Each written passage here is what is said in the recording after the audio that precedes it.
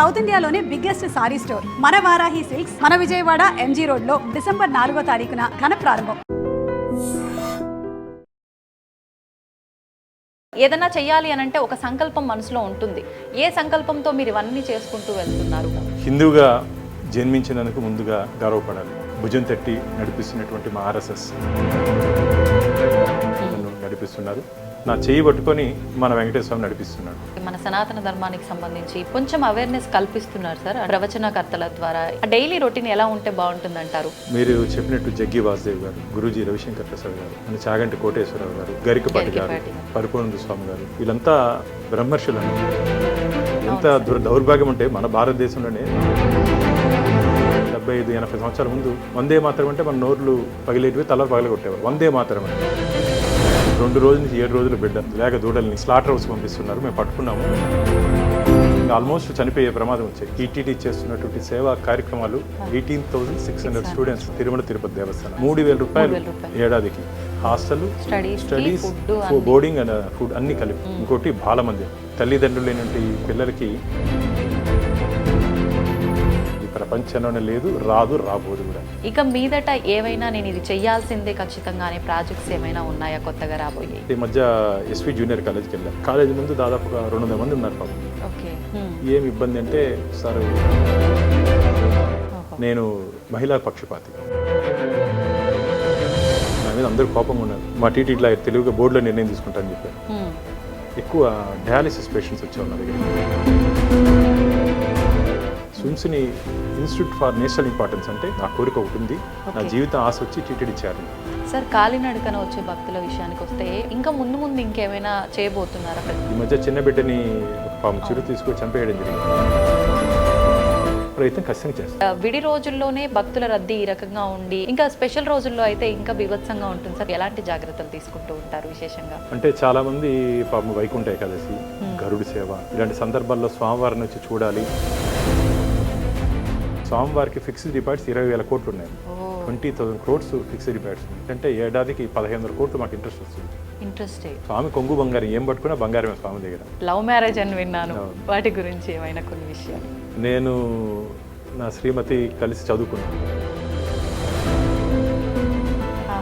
పెళ్లి చేసుకున్నప్పుడు కూడా గొడవలు అన్ని ఇంటర్ క్యాస్ట్ మ్యారేజ్ మాది. కాబట్టి బాగున్నా. నాకు 2 పిల్లలు. జీవితంలో ప్రేమించండి కానీ నిలదొక్కున్నాక పెళ్లి. నమస్కారం. ఐ డ్రీమ్ సనాతన వైభవం కార్యక్రమానికి స్వాగతం. నేను మీ విజిత.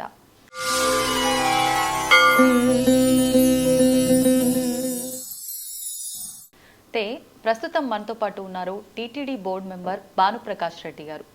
సార్ గురించి ప్రత్యేకంగా చెప్పాల్సిన అవసరం లేదు, కానీ కొత్తగా చూస్తున్న ప్రేక్షకులకి ఖచ్చితంగా సార్ గురించి తెలియాల్సిందే. అయితే మనకు తిరుమల తిరుపతి దేవస్థానానికి సంబంధించిన విషయాల్లో కానివ్వండి, విశేషంగా ఇక్కడున్న ప్రజలకు సంబంధించిన విషయాల్లో కానివ్వండి, కొన్ని ప్రాజెక్టులు తీసుకురావడానికి చాలా కృషి చేశారు. కృషి ఒక్కటే కాదండి, చాలా పోరాటమే చేశారు. ఆ పోరాటంలో చాలా వరకు సార్ సక్సెస్ అయ్యారు. వారు అనుకున్నవి, ప్రజలకు ఇవ్వాల్సినవి, భక్తులకు ఇవ్వాల్సినవన్నీ కూడా సమకూర్చారు అని చెప్పాలి. అసలు ఏంటి ఇదంతా ఎందుకు చేయాల్సి వచ్చింది అంటే, వారందరి మంచిని కోరుకొని సార్ ఇవన్నీ చేశారు అని అంటే దాని వెనకాల ఏదైనా రీజన్ ఉందా, ఏంటి మానవత్వంతో ఇవన్నీ చేయాల్సి వచ్చిందా? ఇలాంటి మరిన్ని విషయాలు సార్తో మాట్లాడి తెలుసుకుందాం. దానికి సంబంధించి అండ్ ఆలయానికి సంబంధించిన విషయాలను కూడా సవివరంగా తెలుసుకునే ప్రయత్నం చేద్దాం. నమస్కారం సార్. నమో వెంకటేశాయ. గోవిందా నారాయణ. సార్ నేను వినడం జరిగింది మీ గురించి. అంటే రాజకీయము ఇవన్నీ పక్కన పెట్టేస్తే వ్యక్తిగతంగా మీరు ఒకటి ఏదైనా మీరు మనసులో అనుకున్నారు అని అంటే అది ఖచ్చితంగా రీచ్ అయ్యేదాకా వదిలిపెట్టరు. ప్రజల కోసమే కానివ్వండి, ఆలయానికి సంబంధించిన వసతులు కార్యక్రమాల విషయంలోనే కానివ్వండి అని చెప్పి. అంటే ఏదైనా చెయ్యాలి అని అంటే ఒక సంకల్పం మనసులో ఉంటుంది. ఏ సంకల్పంతో మీరు ఇవన్నీ చేసుకుంటూ వెళ్తున్నారు? హిందువుగా జన్మించినందుకు ముందుగా గర్వపడాలి. ఈ వేద భూమి, పుణ్యభూమి, పురాణ భూమి అనేటువంటి ఈ భూమి మీద, ఈ గడ్డ మీద మనం పుట్టడమే మనం చేసుకుంటే అదృష్టంగా నేను భావిస్తా. మన పూర్వీకులు మనకి ఇచ్చినటువంటి వారసత్వ సంపద మన సంస్కృతి, మన సాంప్రదాయాలు. ఈరోజు ప్రపంచమంతా మన భారతదేశం వైపు చూస్తుంది. మన కట్టు, మన బొట్టు గురించి చూస్తుంది. కానీ ఇక్కడుంటే వాళ్ళు కొందరు ఈ వెస్ట్రన్ కల్చర్కి అలవాటు పడిపోయి, కొందరు, అందరూ కాదు కొందరు. కాబట్టి మనకు ఉండేటువంటి సాంప్రదాయ విలువల్ని దారి తప్పి పక్కన పోతున్నారు. కాబట్టి ఇన్ని 100 కోట్ల మందిలో ఆ భగవంతుడు అఖిలాండ కోటి బ్రహ్మాండ నాయకుడు కలియుగ ప్రత్యక్ష దైవం వెంకటేశ్వర స్వామి. అసలు వెంకటేశ్వర స్వామి గురించి చెప్పాలంటే వెంకటాద్రి సమస్థానం బ్రహ్మాండే నాస్తికించిన వెంకటేశ సమోదేవో నభూతో నభవిష్యతి అంటారు వరాహ పురాణంలో కానీ పద్మపురాణంలో కానీ. అంటే వెంకటేశ్వర స్వామి క్షేత్రంతో సరిసమంటే క్షేత్రం కానీ ఆ దేవదేవుడితో సరిసమంటే దేవదేవుడు కానీ ఈ విశ్వంలోనే లేదని చెప్తున్నారు.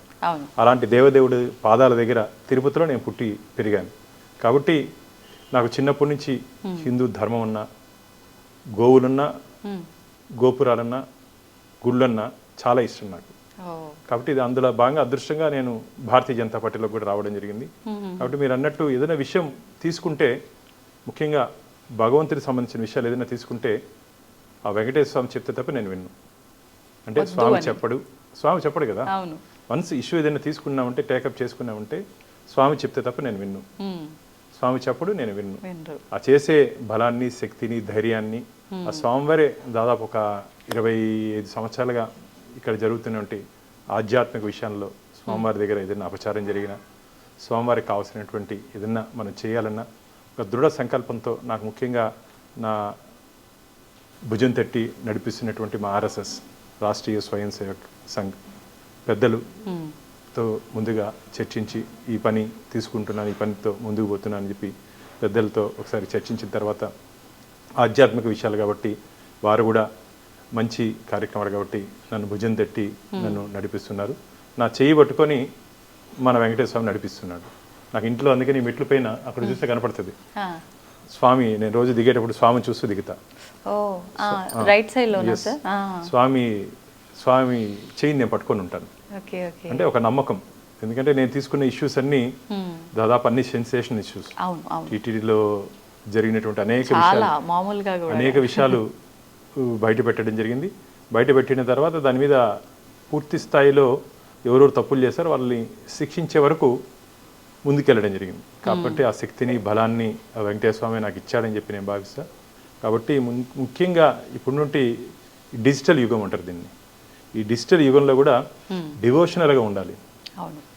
ఎందుకంటే ఇప్పుడు మొత్తం మారిపోయింది. గతంలో మేము చూడప్పుడు ఈ ఫోన్లు ఇవన్నీ ఏమి లేవు. ఎక్కడైనా కలవంటే ఫ్రెండ్స్ కూర్చొని మాట్లాడుకునే వాళ్ళం, గుళ్ళకి వెళ్ళే వాళ్ళం, ఇవన్నీ వెళ్ళొచ్చేవాళ్ళం. కానీ ఇప్పుడు ఈ పిల్లలంతా చిన్న పిల్లల దగ్గర నుంచి ఇప్పుడు నాకు మనం వేరే ఇంటికి వెళ్ళింటే చిన్న బిడ్డ ఒక 3 years 4 years ఉంది, ఫోన్ ఇకపోతే ఏడుస్తూ ఉంది. గతంలో మన ఇళ్లలో పెద్దలు, మన ఇంట్లో నాన్నమ్మలు కానీ అమ్మమ్మలు కానీ వాళ్ళకి మనకు ఉన్నటువంటి మంచి దేవుడికి సంబంధించిన రామాయణం కానీ మహాభారతం కానీ ఆ కథలు అయితే మంచి ఏ విధంగా మంచి కథలు చెప్పి వాళ్ళని ఒక ప్రయోజకులుగా తీర్చిదిద్దేవాళ్ళు. అసలు దేవాలయం అంటేనే ఒక ఆధ్యాత్మిక కేంద్రం. దేవాలయం ఆధారంగా అనేక కార్యక్రమాలు గతంలో రాజుల కాలం నుంచి ఇప్పటి వరకు జరుగుతూ వచ్చాయి. గతంలో రాజులు, చక్రవర్తులు దేవాలయాల్ని దాని అనుసంధానం ఉంటే అన్నింటినీ వారు చూస్తూ వచ్చేవాళ్ళు భాగోగులంతా. ఇప్పుడు రాచరిక వ్యవస్థ ఇవన్నీ మారిపోయిన కారణంగా ప్రభుత్వం వచ్చింది. ప్రభుత్వం అంటే మనం. కాబట్టి మన దేవాలయాల్ని, మన సాంప్రదాయాన్ని మనం కాపాడుకొని భావితరాలకు అందించాల్సిన బాధ్యత మన మీద ఉంది. కాబట్టి ఆ బాధ్యతలో కొంత భాగం భగవంతుడు నాకు ఇచ్చాడని చెప్పి నేను భావిస్తున్నాను. అందుకనే ఆధ్యాత్మికంగా నేటి యువత కూడా ఖచ్చితంగా ఒక ఆధ్యాత్మిక మార్గంలో మనం నడిస్తే, ఎందుకంటే మన స్ఫూర్తిగా తీసుకోవాల్సింది ఈరోజు యువత స్ఫూర్తిగా తీసుకోవాల్సింది 23 సంవత్సరాల్లో ఉరితాడును ముద్దు పెట్టుకొని ఉరికమ్మ మెక్కినటువంటి భగత్ సింగ్ అని తీసుకోవాలి, ఝాన్సీ లక్ష్మీబాయిని తీసుకోవాలి, అల్లూరి సీతారామరాజు తీసుకోవాలి. అలాగే ప్రపంచం మొత్తం భారతదేశం వైపు చూసే విధంగా స్వామి వివేకానంద వారిని ఆదర్శంగా తీసుకోవాలి. ఇలాంటి మహాపురుషుడిని ఆదర్శంగా తీసుకొని రోజు 1 గంట 10 నిమిషాలు వారి జీవిత చరిత్ర కానీ వారికి సంబంధించిన విశేషాలు ఏమైనా కానీ చూసి తెలుసుకుంటే ఖచ్చితంగా ప్రతి ఒక్క మనిషిలో ఇన్స్పిరేషన్ అనేది వస్తుంది. ఇప్పుడు నుండి యువత ఏమనుకుంటున్నారంటే కాఫీ ఖర్చుల నుంచి ఖర్చీఫ్ వరకు తల్లిదండ్రులు వేయాలని ఒక భావనలో ఉన్నారు. తల్లిదండ్రులు కాదు, మనం మన కాళ్ళ మీద మనం నిలబడాలి. ఏదో చరిత్ర చదువుకొని మామూలుగా మీరు కానీ గమనించినట్టే మన మాజీ రాష్ట్రపతి అబ్దుల్ కలాం గారు చెప్తారు, కళలు కలండి, కళలు నెరవేర్చే వరకు మీరు ప్రయత్నం చేయండి అని. కళలు కానీ ఉదయం లేస్తేనే మర్చిపోవడం కాకుండా ఆ కళని నిజం చేసుకునే దిశగా నేటి యువత కూడా ముందుకు పోవాలి. దానికి ఆధ్యాత్మికంగా ఖచ్చితంగా మీరు కానీ గమనించినట్టయితే ఆధ్యాత్మికంగా కొద్దిగా, అంటే నేను చెప్పేది 24 గంటలు తీసుకుపోయి ఎక్కడ తపస్సు చేసి మెడిటేషన్ చేయాలి కదా. మనం ఉన్నటువంటి యాంత్రిక యుగంలో క్షణకాలం కోపంతో మన తప్పుడు నిర్ణయాలు తీసుకుంటున్నాం. మీరు కానీ గమనించినట్టయితే ఇప్పుడు చాలామంది కాలేజెస్లో కానీ దీంట్లో కానీ సూసైడ్స్ చేసుకుంటారు. ఎందుకు చేసుకుంటున్నారు? వారి మీద వారికి నియంత్రణ లేని కారణంగా. మీకు నియంత్రణ కావాలంటే యోగా కానీ మెడిటేషన్ కానీ ఇవన్నీ చేయండి. ఖచ్చితంగా మన మీద మన కంట్రోల్ వస్తుంది. ఏదో చిన్నపాటి సంఘటనలతో మనం మన భగవంతుడి ఇచ్చిన జీవితం, ఈ 3,00,00,000 జీవరాశుల్లో మనిషికి ఒక్కటికే ఆలోచించి నిర్ణయం తీసుకునే అవకాశం ఇచ్చాడు. కాబట్టి ఆధ్యాత్మికంగా ఉంటే ఖచ్చితంగా ఒక సూపర్ నేచురల్ పవర్ అంటారమ్మా. మనకన్నా ఒక సూపర్ నేచురల్ పవర్ ఉంది ఈ విశ్వంలో. ఆ సూపర్ నేచురల్ పవర్నే మేము భగవంతుడిగా భావిస్తాం. ఆ భగవంతుడి ఆశీర్వాదంతో ఖచ్చితంగా ఏదైనా సరే నేటి యువత ఆ ఆధ్యాత్మిక భావనతో ముందుకు పోవాలని చెప్పి నేను కోరుకుంటున్నాను. ఒకప్పటి విషయం పక్కన పెడితే ఈ మధ్య కాలంలో అంటే మన సనాతన ధర్మానికి సంబంధించి భగవంతుడు ఏంటి ఇదంతా ఈ జ్ఞానం అంతా కూడా కొంచెం అవేర్నెస్ కల్పిస్తున్నారు సార్. అంటే మీలాంటి వాళ్ళ ద్వారా, కొంతమంది ప్రవచనకర్తల ద్వారా ఇలా వింటూ ఉన్నారు. కొంతమంది విని ఆచరించడానికి ముందుకు వెళ్తున్నారు. కొంతమంది విన్న దగ్గరే అక్కడికక్కడే వైరాగ్యము, మళ్ళీ అక్కడికక్కడే దాన్ని వదిలిపెట్టడం లాగా అయిపోతుంది. అంటే ఇదంతా మన లైఫ్లో ఒక రొటీన్ చేసుకోవాలి, ఒక నిత్య జీవితంలో భాగం చేసుకుంటేనే బాగుంటుంది, అవి ఆచరించగలుగుతాం. ఆ డైలీ రొటీన్ ఎలా ఉంటే బాగుంటుంది అంటారు? మీరు చెప్పినట్టు జగ్గి వాసుదేవ్ గారు, గురూజీ రవిశంకర్ ప్రసాద్ గారు, మన చాగంటి కోటేశ్వరరావు గారు, అలాగే పరిపూర్ణ స్వామి గారు, గరికపాటి గారు, ఇలా మేధావుల మహర్షులు, అంటే వీళ్ళంతా బ్రహ్మర్షులు అనాలి. వీరంతా సమాజం కోసం, సమాజ శ్రేయస్సు కోసం పాటుపడుతున్నారు. నేను ఒకటే చెప్తా, మనం పుట్టినప్పుడు మనం ఏడుస్తాం, మనం చనిపోయాక 10 మందిని ఏడిపిస్తాం. ఈ మధ్యలో ఉన్న జీవితం అందరికీ ఆదర్శం కావాలి. ఆదర్శంగా ఉండాలంటే నిజాయితీగా బ్రతకాలి. నిజాయితీగా బ్రతకాలంటే దానికి చాలా మనోధైర్యం కావాలి. ఆ మనోధైర్యం కావాలంటే ఖచ్చితంగా మనకు ఉన్నటువంటి వేదాలు కానీ, పురాణాలు కానీ, మన ధర్మాలు, మహాభారతం కానీ, రామాయణం కానీ ఏం నేర్పిస్తుంది? రాముడు లాంటి రాజు ఉండాలి, రాముడు లాంటి అన్న ఉండాలి, రాముడు లాంటి భర్త ఉండాలి, రాముడు లాంటి స్నేహితుడు ఉండాలి, రాముడు లాంటి గురువు ఉండాలి. ఇలా అంటే రాముడిని ఆదర్శంగా తీసుకోవాలి. ఈరోజు శ్రీరామచంద్రమూర్తి భగవంతుడిగా రాజకీయ నాయకులు రామరాజ్యం కావాలంటాం మేము. రామరాజ్యం కావాలంటే రాముడిని ఆదర్శంగా తీసుకోవాలి. కానీ మేము రాముడు అంటే అదేదో మతతత్వం అంటారు. ఎంత దౌర్భాగ్యం అంటే మన భారతదేశంలోనే రాముడి గురించి మాట్లాడితే మతతత్వం అంటారు. రాముడు ఒక మతానికి సంబంధించిన వ్యక్తి కాదు. శ్రీరామచంద్రమూర్తిని చూసుకొని వారి జీవితాన్ని ఆదర్శంగా తీసుకొని, అలాగే భగవద్గీత, శ్రీకృష్ణ భగవానుడు ఈ లోకానికి ఇచ్చినటువంటి మహాసంపద భగవద్గీత. ఏ సమస్యకైనా సరే పరిష్కారం భగవద్గీతలో కనపడుతుంది మీకు. ఏ సమస్యకైనా సరే. అంతెందుకు, సునీత విలియమ్స్ అంతరిక్షానికి వెళ్ళేటప్పుడు మన గణేష్ ప్రతిమతో పాటు భగవద్గీతను తీసుకొని వెళ్ళింది. భగవద్గీతని ఈ రోజుకి భగవద్గీత శ్రీకృష్ణ భగవానుడు మనకి ఇచ్చినటువంటి దాదాపు 5,125 సంవత్సరాలు అవుతుంది. ఇప్పుడు మీరు విదేశాలకు వెళ్తే హోటల్లో కానీ ప్రతి దగ్గర చోట బైబిల్ చూస్తాం. నేను అందుకని మన యువ గారికి చెప్పా, మనం కూడా మన టీటీడీకి ఉన్నటువంటి అనుబంధ సంస్థలో రూమ్స్లో ఖచ్చితంగా భగవద్గీత పెట్టే విధంగా మనం ప్రయత్నం చేద్దామని. ఎందుకంటే భగవద్గీత ఒక జీవితానికి ఆదర్శంగా నిలుస్తుంది. అసలు నేను అదే చెప్పాను, ఈ భూమి మీద పుట్టడం మనం చేసుకుంటే అదృష్టం. మనం మహర్షులు ఇచ్చినటువంటి వారసత్వ సంపద, ఆ గురు సంపదని భావితరాలకు అందించారు. కాబట్టి నేటి యువత ఖచ్చితంగా అంటే మార్పులు. ఇంతకుముందు నేను చెప్పినట్టు మీరు కానీ గమనించే తిరుమలకి వెళ్ళే నడకదారులను గమనిస్తూ ఉంటా. చాలా మంది యంగ్స్టర్స్ ఇప్పుడు వస్తున్నారు. ఇంకా మెట్లకి బొట్టు పెడుతూ హారతి ఇస్తూ వెళ్తున్నారు. అంటే ఒక మార్పు కనపడతా ఉంది. కానీ ఒకటి మీరు కానీ గమనించినట్లయితే ఈ మొత్తం ప్రపంచంలో ముస్లింలు దండయాత్ర చేసి వారు ఆక్రమించుకునేటువంటి దేశాలన్నీ ఈరోజు ముస్లిం దేశంగా మిగిలిపోయాయి. దాదాపు 800 సంవత్సరాలు దండయాత్రలకి ఎదురెళ్ళి నిలబడి వారి పరిపాలన ఉన్నప్పటికీ ఇంకా కాశ్మీర్ నుంచి కన్యాకుమారి వరకు, అటక్ నుంచి కటక్ వరకు మనం దాదాపు ఇంకా మన ధర్మాన్ని పాటిస్తూ ముందుకు పోతున్నటువంటి దేశం ఏదైనా ఉందంటే మన భారతదేశం మాత్రమే. ఎందుకంటే మహర్షులు, మహాపురుషులు జన్మించటి గడ్డ. కాబట్టి వారి రక్తం మనలో ఉంది ఇంకా. కాబట్టి నేటి యువత దయచేసి అది మర్చిపోకూడదు. వారిని ఏ విధంగా వారు మన కోసం మహర్షులు కానీ మహాపురుషులు కానీ ఏ విధంగా జీవించారో వాళ్ళని ఆదర్శంగా తీసుకోవాలి. అంతేకాకుండా మనం ఈరోజు ఇంత స్వతంత్రంగా మాట్లాడుకుంటున్నాం. దాదాపు ఒక 75-80 సంవత్సరాల ముందు వందే మాతరం అంటే మన నోర్లు పగిలేటివి, తలలు పగలగొట్టేవారు. వందే మాతరం అంటే భారత్ మాతాకి జై అంటూ కూడా తల ఆ బానిసత్వ సంఖ్యల నుంచి మన కోసం మనం ఈరోజు ఇంత ప్రశాంతంగా ఉన్నామంటే నేతాజీ సుభాష్ చంద్రబోస్, గాంధీజీ, బాలగంగాధర్ తిలక్ గారు, అల్లూరి సీతారామరాజు గారు, ఇలా ఎంతోమంది మన దేశం కోసం పోరాటం చేసి మనకు ఈ స్వతంత్రాన్ని ఇచ్చారు. స్వతంత్రం అంటే ఎలాంటి అట్టు బ్రతికేదానికి కాదు, దేశం కోసం ధర్మం కోసం బ్రతకమని. కాబట్టి ఆ దృష్టితో ఆలోచిస్తే ఖచ్చితంగా నాకైతే గట్టి నమ్మకం ఉంది. స్వామి వివేకానంద కళ్ళగనేటువంటి నవభారత నిర్మాణాన్ని మనం చూడబోతున్నాం ఇంకో 15-20 సంవత్సరాలు. దానికి ఒక ఉదాహరణ, ఈ మధ్య ప్రపంచవ్యాప్తంగా ఏ దేశంలో 18 సంవత్సరాల నుంచి 25 సంవత్సరాలు గల యువత ఏ దేశంలో ఎక్కువ ఉన్నారని ఒక సర్వే జరిగింది. సర్వే జరిగితే 67% మన భారతదేశంలో ఉన్నారు. మన భారతదేశంలో వీళ్ళు రాబో రోజుల్లో భారతదేశాన్ని స్వామి వివేకానంద కళ్ళగనటువంటి విశ్వ గురువుగా ఈరోజు మార్చే సత్తా శక్తి మన యువతరంలో ఉంది. దాన్ని సన్మార్గంలో పెట్టాలంటే ఆధ్యాత్మికంగా వారిని జోడిస్తే ఖచ్చితంగా సన్మార్గంలో వెళ్ళే అవకాశం ఉంది. ఇప్పుడే మీరు కానీ గమనించినట్లయితే ప్రపంచంలో 5th డెవలప్డ్ నేషన్గా భారతదేశం ఉంది. ఇంకా 5-6 సంవత్సరాలు 3rd పొజిషన్కి వస్తాం.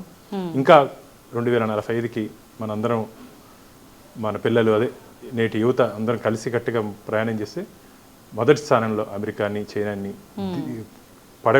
కొడగొట్టి మనం అగ్రస్థానంలో ఉండే దిశగా ఉంటాం. కాబట్టి యువతకి నేను ఒకటే చెప్తున్నా, మనం ఖచ్చితంగా దేశం కోసం ధర్మం కోసం ముందుకు పోదాం. ప్రయత్నం మీరు చేయండి, ఫలితం దేవుడు ఇస్తాడు. కాబట్టి ఆ విధంగా ముందుకు పోవాలని చెప్పి యువతను కూడా కోరుకుంటున్నా. మీరు ఒకసారి ప్రయత్నం చేయమంటున్నా. ఈ మధ్య నేను మహాశివరాత్రికి ఈషాకి వెళ్తుంటా. అసలు అక్కడ ఎంత మంది లక్షల మంది యువత వస్తున్నారంటే ఈరోజు మారుతున్నారు.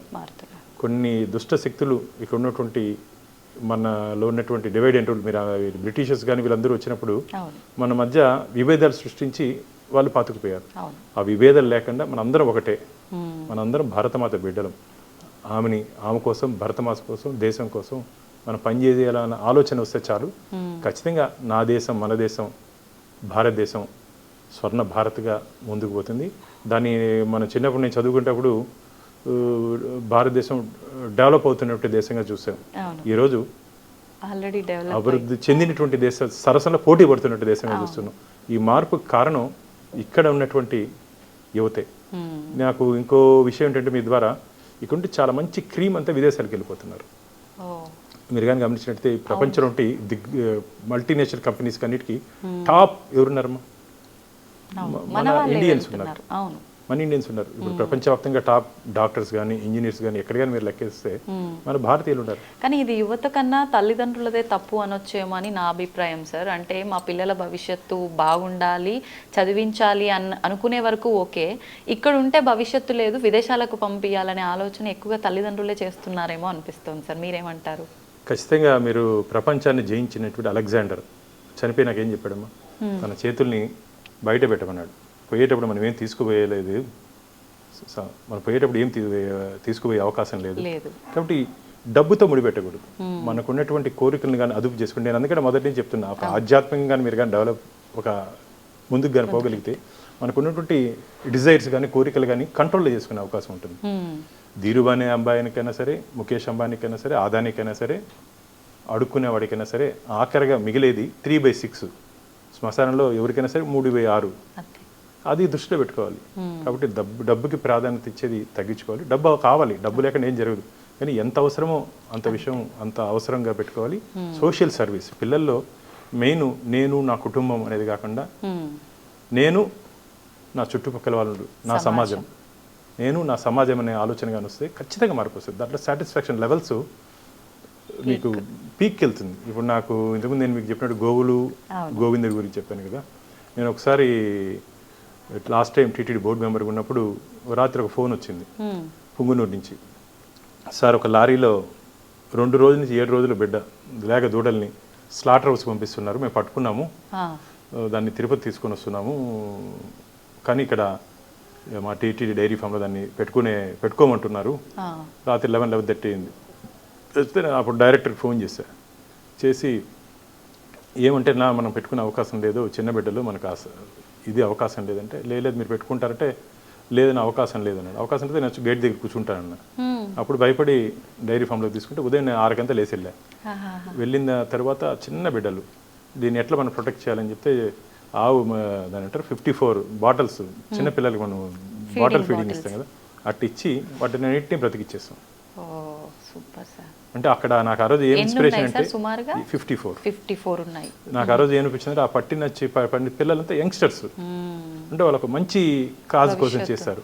ఆ మంచి కాజ్ మనం కానీ ఇక్కడ అందుకోకుండా ఉంటే దానికి లింకప్ మనం కానీ ఇక్కడ ఎవరో ఒక నిలబడి చేయకుండా ఉంటే వారు చేసిన శ్రమ వృధా అయిపోయింది.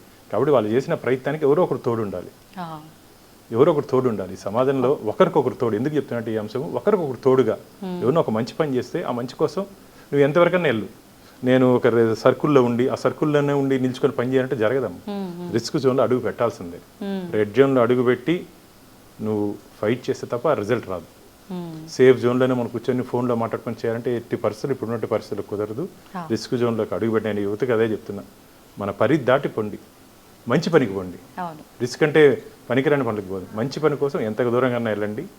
దానికి దాంట్లో వచ్చే ఆ బ్లెస్సింగ్స్. ఇప్పుడు నాకు ఇది అయిన తర్వాత ఒకసారి తిరుచానూరు నుంచి ఫోన్ వచ్చింది, ఈ ఆవులు అయిన తర్వాత, సార్ అక్కడ ఆవులు చనిపోతున్నాయి, వాటికి సరిగ్గా ఫీడ్ లేని కారణంగా. అంటే ఫస్ట్ టైం నా లైఫ్లో దాదాపు 150 ఆవులు ఉంటాయి, సెలైన్ ఎక్కించాము. ఆవులకి సెలైన్ ఎక్కించి, నాకు తెలియదు ఆవులు కూడా సెలైన్ ఎక్కిస్తారండి తిరుచానూరు దగ్గర. అంటే వాటికి సరిగ్గా అక్కడ నిర్వాహకులు ఫీడ్ పెట్టలేని కారణంగా ఇంకా ఆల్మోస్ట్ చనిపోయే ప్రమాదం వచ్చాయి. దాదాపు నేను ఉదయం ఇప్పుడు 5 గంటలకు లేచి వెళ్ళి రాత్రి వరకు అక్కడే ఉండేవాడిని. ఒక వెటర్నరీ టీంని పెట్టాను, నా స్నేహితులు అందరూ సహాయ సహకారాలతో ఒక వెటర్నరీ టీంని పెట్టి దాదాపు 2 ఆవులు చనిపోయేంతది, మిగతా 150 ఆవులను బ్రతికించుకోగలిగా. ఇవన్నీ ఏమంటే గోవుకు చేసినటువంటి సేవ గోవిందుడి సేవలో నేను పంపించింది.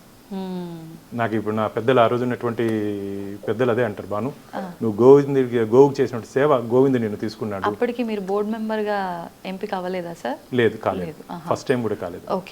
అంటే అందుకని చెప్తున్నా, మూగ జీవులు ప్లస్ గోవు అంటే 3 దేవతలు నిలవైనటువంటి గోవు. నాకు అందుకనే గోవు అంటే చాలా ఇష్టం. ఇక్కడ నేను బోర్డు మెంబర్ అయిన తర్వాత మన అలిపిరి దగ్గర మీరు కానీ వెళ్తే చూడొచ్చు, అది కూడా మీరు ఒక స్టోరీ చేయొచ్చు. గో తులాభారం, గో పూజ పెట్టించాం. గో తులాభారం అంటే మామూలుగా మనం కొండ మీద మనం తులాభారం చేసుకుంటాం, కానీ గోవు తులాభారం చేస్తే 3 దేవతలకి తులాభారం చేసినంత ఫలితం వస్తుంది. సో ఆ గో తులాభారాన్ని ఇక్కడ పెట్టించాను.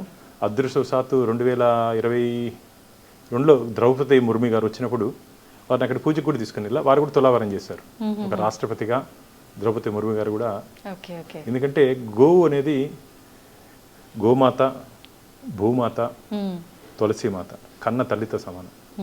మన తల్లికి ఏ విధంగా గౌరవం ఇస్తామో ఆ విధంగా వీటికి కూడా మనం గౌరవం ఇస్తే ఖచ్చితంగా మంచి ఫలితము ఆశీర్వాదం వస్తుందని చెప్పి నా భావన. కాబట్టి ఎందుకు ఇవన్నీ చెప్తున్నా అంటే, మనిషి స్వార్థంతో ఈ కలియుగంలో ఇముడిపోయింది. మన సైకాలజీగా మన మెదడులో నేను, నా కుటుంబం అనేది లేకుండా నేను, నా సమాజం అనేది తాత కానీ పిల్లలు కానీ పనిచేస్తే ఖచ్చితంగా మంచి ఫలితాలు వస్తాయి. ఇప్పుడు మీరు చెప్పినట్టు టీటీడీ గురించి కానీ మనం మాట్లాడితే, టీటీడీ లాంటి సేవా సంస్థ ఈ ప్రపంచంలో లేదు.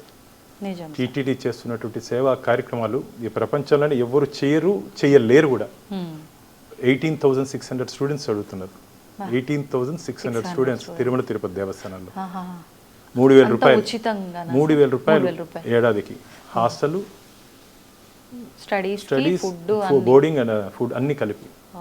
ఎంత సంతోషం ఇస్తుంది అంటే 3,000 అంటే కొద్దిగా ఉండాలి కాబట్టి 3,000 రూపాయలతో. నేను కూడా అక్కడ ఎస్వి జూనియర్ కాలేజ్ స్టూడెంటే, ఎస్జిఎస్ ఆర్ట్స్ కాలేజ్ స్టూడెంటే. నేను కూడా విద్యాలయాల్లో చదువుకొని ఈరోజు బయట వచ్చే వ్యక్తిని. ఎన్ని సంవత్సరాల నుంచి ఉన్నాయి సార్ ఆ స్కూల్స్ అన్ని కూడా?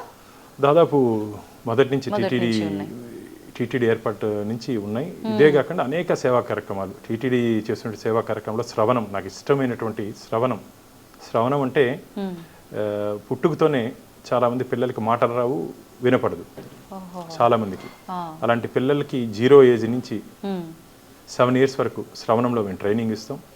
అమ్మా నాన్న అనే పిలవలేని పిల్లల్ని కూడా మేము ట్రైనింగ్ 7 సంవత్సరాలు ట్రైనింగ్ ఇచ్చిన తర్వాత వాళ్ళు సంతోషంగా తల్లిదండ్రుల పేరు చెప్తూ కేరింతలు చేస్తూ వాళ్ళతో పాటు స్వగృహానికి వెళ్ళి ఈరోజు ఐఐటీలో బీటెక్ చేసినటువంటి విద్యార్థులు ఉన్నారు మా దగ్గర.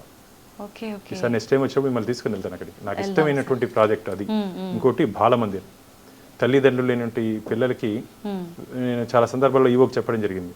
సార్ ఈ ఎగ్జిక్యూటివ్ ఆఫీసర్ అంటే టీటీడీకి మీరు కస్టోడియను, పిల్లలకి అమ్మా నాన్న అయినా మీరే, వెంకటేశ్వర స్వామి పద్మావతి మీరే, వాళ్ళని బాగా చూసుకోవాలి. అలాగే డఫ్ అండ్ డమ్ ఇది ఉంది, డఫ్ అండ్ డమ్ ఉంది మాకు. సో ఇట్లాంటి ఇన్స్టిట్యూషన్స్, స్విమ్స్ హాస్పిటల్ ఉంది. వీటన్నిటిని తిరుమల తిరుపతి దేవస్థానం మనం వేసే కానుకలు, ఇప్పుడు ఈ రోజు రేపు గతంలో మనం వేసినట్టు 100 రూపాయలు, 10 రూపాయలు, 20 రూపాయలు, ఈ కానుకలన్నింటినీ ఇలా ధార్మిక కార్యక్రమాల కోసమే ఖర్చు పెడుతున్నాం టీటీడీ. అందుకనే చెప్తున్నా, టీటీడీ లాంటి ధార్మిక సంస్థ, సేవా సంస్థ ఈ ప్రపంచంలోనే లేదు, రాబోదు కూడా. అంత మంచి కార్యక్రమాలు చేస్తూ మేము ముందుకు పోతున్నాం. అసలు టీటీడీ గురించి చెప్పాలంటే ఆ స్వామివారి లీలలు కానీ, ఆ స్వామివారి ఆడుస్తున్నట్టు జగన్ నాటకం అంటారు. సరే, నేను చేస్తున్నటువంటి అనేక విషయాల్లో చాలామంది చెప్తారు నీకు ఎందుకు బాగా రిస్క్. చాలా విషయాలు టీటీడీలో గతంలో జరిగినటువంటి అవకతవకలు కానీ ఇవన్నీ బయట పెట్టినప్పుడు చాలామంది నీకెందుకు బాను, ఎవరికి లేని ఇది నీకెందుకంటే వెంకటేశ్వర స్వామి అంటే నాకు ప్రాణం.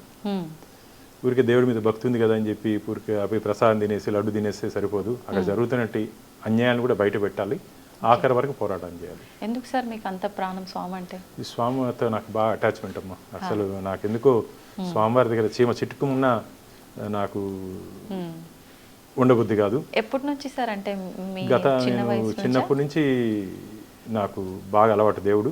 కానీ నేను 27 years 97 నుంచి బీజేపీలో చేరాను. బీజేపీలో చేరిన తర్వాత ఇంకా ఈ హిందుత్వం పట్ల పార్టీ, మా దేశం కోసం ధర్మం కోసం ఉంటాం కదా, అట్లా వచ్చిన తర్వాత ఇంకా గట్టిగా వచ్చాను.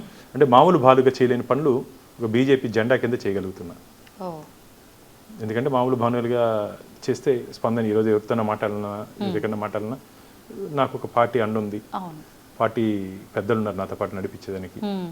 కాబట్టి ఒక అవకాశం బీజేపీ కూడా నాకు నా పార్టీ అంటే ఎంత ఇష్టం అంటే ఈ 27 ఏళ్ళ ప్రయాణంలో ఏ రోజు కూడా బాను ఎందుకు ఈ ఇష్యూ చేసావు, ఎందుకు ఈ అంశం నువ్వు తీసుకున్నావు అని చెప్పి నన్ను ప్రశ్నించింది లేదు. నన్ను ప్రోత్సహించినటువంటి పార్టీ భారతీయ జనతా పార్టీ. ఏ రోజు కూడా 27 సంవత్సరాలు మా రాజకీయ పార్టీలో బయట నుంచి అనుకుంటారు కానీ చాలా కష్టం. ఇప్పుడంతా క్యాస్ట్ పాలిటిక్స్ అయిపోయాయి. కానీ మా పార్టీ ఈ అంశాలు ఎప్పుడుగానే నన్ను ఎక్కడ నిరోధించింది లేదు. ప్రతి అంశంలో నా భుజం తట్టి నన్ను ముందుకు పంపించింది. అందుకనే నన్ను బీజేపీ బానుగా ఈరోజు అందరూ పిలిచే పేరు అవకాశం నాకు నా పార్టీ ఇచ్చింది. పార్టీ పెద్దలు కూడా నాకు ఇప్పటివరకు నన్ను అన్ని విధాలుగా ప్రోత్సహిస్తూ నన్ను ముందుకు నడిపించారు. కాబట్టి నేను ఒకటే చెప్తున్నాను, నేటి యువతకి మనం చరిత్ర చదువుకోవడం కాదు, చరిత్ర మనం చదువుకోవడం కాదు, మన గురించి భవిష్యత్తులో చరిత్రగా మిగిలిపోవాలి. ఒక ప్రయత్నం చేస్తే ఖచ్చితంగా అవుతుంది. అంటే సార్ మీరు ఒక సంకల్పంతో ముందుకెళ్లారు, హార్డ్ వర్క్ చేశారు. ఎంత అంటే మీ ప్రాణం మీదకి వచ్చినా పర్లేదు, ఆల్రెడీ వచ్చినవి అయినా కూడా మీరు వెనక్కి తగ్గకుండా నించున్నారు. ఆ సక్సెస్ వచ్చింది. కానీ అందరి విషయంలో ఇది జరుగుతుంది అని ఎలా చెప్పగలం సార్? జరుగుతుంది. సంకల్ప బలం ఉంటే, నమ్మకం, చిత్తశుద్ధి ఉంటే ఖచ్చితంగా జరుగుతుంది. ఒక మంచి పని కోసం ప్రయత్నం చేయండి. ప్రయత్నం మీరు చేయండి, ఫలితం దేవుడు ఇస్తాడు. ఖచ్చితంగా ప్రయత్నం మనం చేస్తే ఫలితం స్వామి ఇస్తాడు. ఇప్పుడు ఈరోజు చరిత్ర కాదు, గతంలో మీరు కానీ గమనించినట్టయితే నేను మొన్ననే ఇక్కడికి వెళ్ళాను, శ్రీశైలంకి వెళ్ళాను. శ్రీశైలంకి వెళ్తే శివాజీ మహారాజు ధ్యానం చేసి అమ్మవారి దగ్గర ఖడ్గం ప్రసాదించిన ప్రాంతంలో ఆ వైబ్రేషన్ స్టిల్స్ ఉన్నాయి, ఇంకా స్టిల్ అక్కడే ఉంది, తెలుస్తుంది. ఎందుకంటే శివాజీ ఈరోజు ఒక మనిషి రూపంలో ఉన్నటువంటి భగవంతుడిగా మారిపోయాడు. ఇంతమంది రాజులు, చక్రవర్తులు భారతదేశాన్ని ఏలినా సరే ఈరోజు శివాజీ మహారాజు గురించి ఎందుకు మాట్లాడుకుంటున్నాం? ధర్మం గురించి, దేశం గురించి నిలబడిన వ్యక్తి పోరాడాడు. కాబట్టి మనం కూడా చరిత్ర చదువుకునే కదా, మన గురించి కూడా భవిష్యత్తులో చరిత్రగా నిలిచిపోవాలంటే ప్రయత్నం అనేది చేయాలి. ఇందుకు నేను చెప్పినట్టు రిస్క్ జోన్లోకి వెళ్ళాలి కంపల్సరీ. అంటే అందరూ పోయి ఏదో మీ ప్రాణాలని గుడ్డిగా పెట్టమని చెప్పట్లే, తెలివిగా ఆధారాలతో పాటు, ఆరోపణలు కాకుండా ఆధారాలతో ఎవరన్నా సరే ఉద్యమించండి. ఆధారాలు ఉండాలి చేతులు. ఇప్పుడు నేనేం మాట్లాడినా సరే నా దగ్గర ఎవిడెన్స్ లేక నేను మాట్లాడను. పూర్తిగా నా దగ్గర వచ్చి ఆధారాలన్నింటినీ చేతిలో వచ్చిన తర్వాత దాన్ని తరోగా స్టడీ చేసి పెద్దలతో నాకున్నటువంటి అభిప్రాయాలు షేర్ చేసుకొని ఇట్లా ముందుకు వెళ్తున్నాను, దీంట్లో లోటుపాట్లు ఏ విధంగా ఉంటాయి అని చూసుకుంటూ ముందుకు పోతా. కానీ ఇప్పటి వరకు నేను చేసినటువంటి పోరాటంలో వెంకటేశ్వర స్వామి నా చెయ్యి వదలలేదు. ఇప్పటి వరకు నన్ను అట్టే పట్టుకొని ముందుకు తీసుకుపోతున్నాడు. ఎప్పటికి కూడా అట్లే పట్టుకొని ఉంటాడని చెప్పి నాకు విశ్వాసం. అందుకని నాకు నెలకి ఒక 4 సార్లు స్వామివారి దగ్గరికి వెళ్ళిపోతాను. వెళ్ళి స్వామివారి దగ్గరికి పోయి, ఎందుకంటే వైబ్రేషన్స్ స్వామివారి దగ్గర కులశేఖర పడి దగ్గర నుంచి ఆ స్వామివారిని చూస్తే చాలు, ఆ శక్తితో మళ్ళా పరిగెత్తచ్చు మనం. ఎవరు ఏం చేయలేరు మనని. అసలు అంటే లో అనిపించదా సార్ మీకు ఎప్పుడు కూడా ఫీలింగ్? అంటే ఏదైనా చేయాలన్నప్పుడు ఏదైనా ఇబ్బంది ప్రతి ఒక్కరికి వస్తుంది, మీరు మామూలుగా ఆ ప్రెజర్స్ తీసుకోవట్లేదు, అయినా కూడా ఎప్పుడు మీ మాటల్లో కానీ మీరు చేసే పనుల్లో కానీ ఆ బ్యాక్ స్టెప్ వేసేది ఎక్కడ కనిపించదు అని అంటే అది స్వామి పక్క నుండి చేయి పట్టుకొని తీసుకెళ్తున్నాడని. స్వామి ఆశీర్వాదంతో పాటు నా కుటుంబం కూడా నాకు అండగా నిలిచింది. నా భార్య కానీ, నా కొడుకు కానీ, నా కూతురు కానీ ఇట్లాంటి విషయాలు చేసేటప్పుడు ధైర్యంగా ముందుకు పోంటారు. ఎందుకంటే మామూలుగా కుటుంబంలో మనకు కానీ ప్రోత్సాహం కానీ అండగా నిలవకపోతే చేయలేమమ్మా, చాలా కష్టం. ఎందుకంటే మనం ఇంటికి వచ్చిన తర్వాత ప్రశాంతంగా ఎక్కువసేపు ఇంట్లోనే గడుపుతాం. మన అందరూ ఎవరైనా సరే ఎక్కువ గడిపేది కుటుంబ సభ్యులతో. అక్కడ కానీ మనకు కానీ వ్యతిరేకత కానీ ప్రశాంతత లేకపోతే చాలా కష్టం. నేను దాదాపు ఈ సుదీర్ఘ ప్రయాణంలో ఏ రోజు కూడా వారు నన్ను వద్దు అని చెప్పింది లేదు. నా భుజం తట్టి ముందుకు పో అని చెప్పారు. కాబట్టి కుటుంబ వ్యవస్థ కూడా మనకి ఎప్పుడు తోడుగా ఉండాలి. మిగతా వాళ్ళకు కూడా కుటుంబం. అందుకు నేను చెప్తున్నా, ఇంతకుముందు చెప్పినట్టు ఈ డిజిటల్ యుగంలో కూడా డివోషనల్ ఉండేటట్టు కుటుంబం కూడా ఆ వాతావరణం కల్పించారు. ఖచ్చితంగా పెద్దలు, ఎందుకంటే పెద్దలు ఊరికే చెప్పరమ్మా, వారు జీవితాన్ని పూర్తిగా వడబెట్టిన తర్వాతే పెద్దలు. ఇంట్లో ఏదైనా పెద్దలు చెప్తే మనం నెగ్లెక్ట్ చేస్తాం, వాళ్ళు ఎక్స్పీరియన్స్తో చెప్తారు. కాబట్టి ఎక్స్పీరియన్స్ని మనం తీసుకోవాల్సిన అవసరం ఉంది. అంటే వాళ్ళు చెప్పిన ప్రతి విషయాన్ని ఈ జనరేషన్ వాళ్ళం ఎలా తీసుకుంటామంటే ఊరుకోండి మీరు మీ చాదస్తాము, ఏదో మూఢనమ్మకాలు ఎప్పుడు చెప్తూనే ఉంటారు, ఈ రకంగా కొట్టి పారేస్తూ ఉంటారు. లేదు, వాళ్ళ జీవితంలో వారు ఎక్స్పీరియన్స్ చెప్పిన మాటలు నేను ఒకటే చెప్తున్నా. గురు బ్రహ్మ గురు విష్ణు గురుదేవో మహేశ్వర అంటారు. గురు సాక్షాత్ పరబ్రహ్మ తస్వైస్మి గురువే నమః అంటారు. తల్లిదండ్రులకి గురువుకి, మీరు చెప్పినట్టు తల్లిదండ్రులకి మనకు రక్తం పంచుకున్న పిల్లలు కాబట్టి వాళ్ళ మీద మమకారం ఉంటుంది. అలాగే గురువుకి ఎటువంటి రక్త సంబంధం లేకపోయినప్పటికీ తన శిష్యుడు ప్రయోజకుడు అవ్వాలి అని చెప్పి ఆలోచించే వ్యక్తి ఎవరినో ఉన్నట్టే మన గురువులు మాత్రమే. కాబట్టి గురువుని గౌరవించండి, తల్లిదండ్రుని గౌరవించండి, మంచి స్నేహాన్ని పెట్టుకోండి. ఎందుకంటే tell your friend your character అంటారు. మంచి స్నేహితులతో కూడా ఉండాల్సిన అవసరం ఉంది. ఎందుకంటే చెడు తొందరగా అట్రాక్ట్ చేస్తుంది మనిషిని. కానీ ఒక్కసారి జీవితంలో మచ్చబడిన తర్వాత దాన్ని తుడుచుకునేది చాలా కష్టం. కాబట్టి చాలా వరకు ఒక మంచి అలవాట్లు నేర్చుకొని ఒక మంచి బుద్ధితో ముందుకు పోవాలి. కాబట్టి తల్లిదండ్రుల్ని గురువుల్ని గౌరవించేది నేర్చుకుంటే ఖచ్చితంగా సమాజంలో ప్రయోజకుడు అవుతారు. పుట్టుకతోనే ఎవడు మంచివాడు చెడ్డవాడు కాదమ్మా. పుట్టుకతోనే ఎవరు మంచివాడు చెడ్డవాడు కాదు. పెరుగుతున్నటువంటి వాతావరణంలో ఆ చుట్టూ ఉన్నటువంటి పరిస్థితుల ప్రభావంగా మనిషి మారే అవకాశం ఉంది. ఆ అవకాశం కూడా లేకుండా ఒక మంచి పద్ధతిలో మనం ఎదగాలంటే ఖచ్చితంగా ఆధ్యాత్మిక, అందుకని చాలాసార్లు చెప్తున్నా, ఆధ్యాత్మిక విలువల్ని మనం తెలుసుకుంటూ ఆచరిస్తే ఖచ్చితంగా జీవితంలో మంచి ఫలితాలు వస్తాయి. నాకైతే నమ్మకం ఉంది. ఇప్పుడున్నట్టు యువత చాలా సన్మార్గంలో నడుస్తున్నారని చెప్పి చూస్తేనే తెలుస్తూ ఉంది. ఇంకా నడవాలి. ఈ గెడ్డ మీద పుట్టినట్టు ప్రతి బిడ్డ ప్రయోజకుడై దేశం కోసం భారతమాత ఉన్నత శిఖరాలు ఎదిగే విధంగా మొత్తం చూడాలని చెప్పి నేను మనస్ఫూర్తిగా యువతని కోరుకుంటున్నాను. సార్, ఇప్పటి వరకు మీరు అంటే బోర్డు మెంబర్గా ఎంపిక అవ్వక ముందు నుంచే ఎన్నో సామాజిక కార్యక్రమాలు చేశారు. అయిన తర్వాత అంటే 2 సార్లు వెంటనే మీరు బోర్డు మెంబర్గా ఎంపిక అవ్వడం జరిగింది. అండ్ తర్వాత మీరు ఎన్నెన్నో ప్రాజెక్టులు చేశారు. ఇందాక మీరు చెప్పినట్టుగా శ్రవణము వాటికి సంబంధించి. ఇక మీదట ఏవైనా నేను ఇది చెయ్యాల్సిందే ఖచ్చితంగా అనే ప్రాజెక్ట్స్ ఏమైనా ఉన్నాయా కొత్తగా రాబోయాయి? ఎస్ అమ్మా. ముఖ్యంగా ఇప్పుడు మీకు చెప్పినట్టు శ్రవణము, బాలమందిరు, డఫ్ అండ్ డమ్ము దాదాపు 60 సంవత్సరాల మునుపు ఏర్పడినటువంటి ఇది. నేను మొన్న ఈఓ గారిని చైర్మన్ గారిని తీసుకుని వెళ్ళి చూపించాను.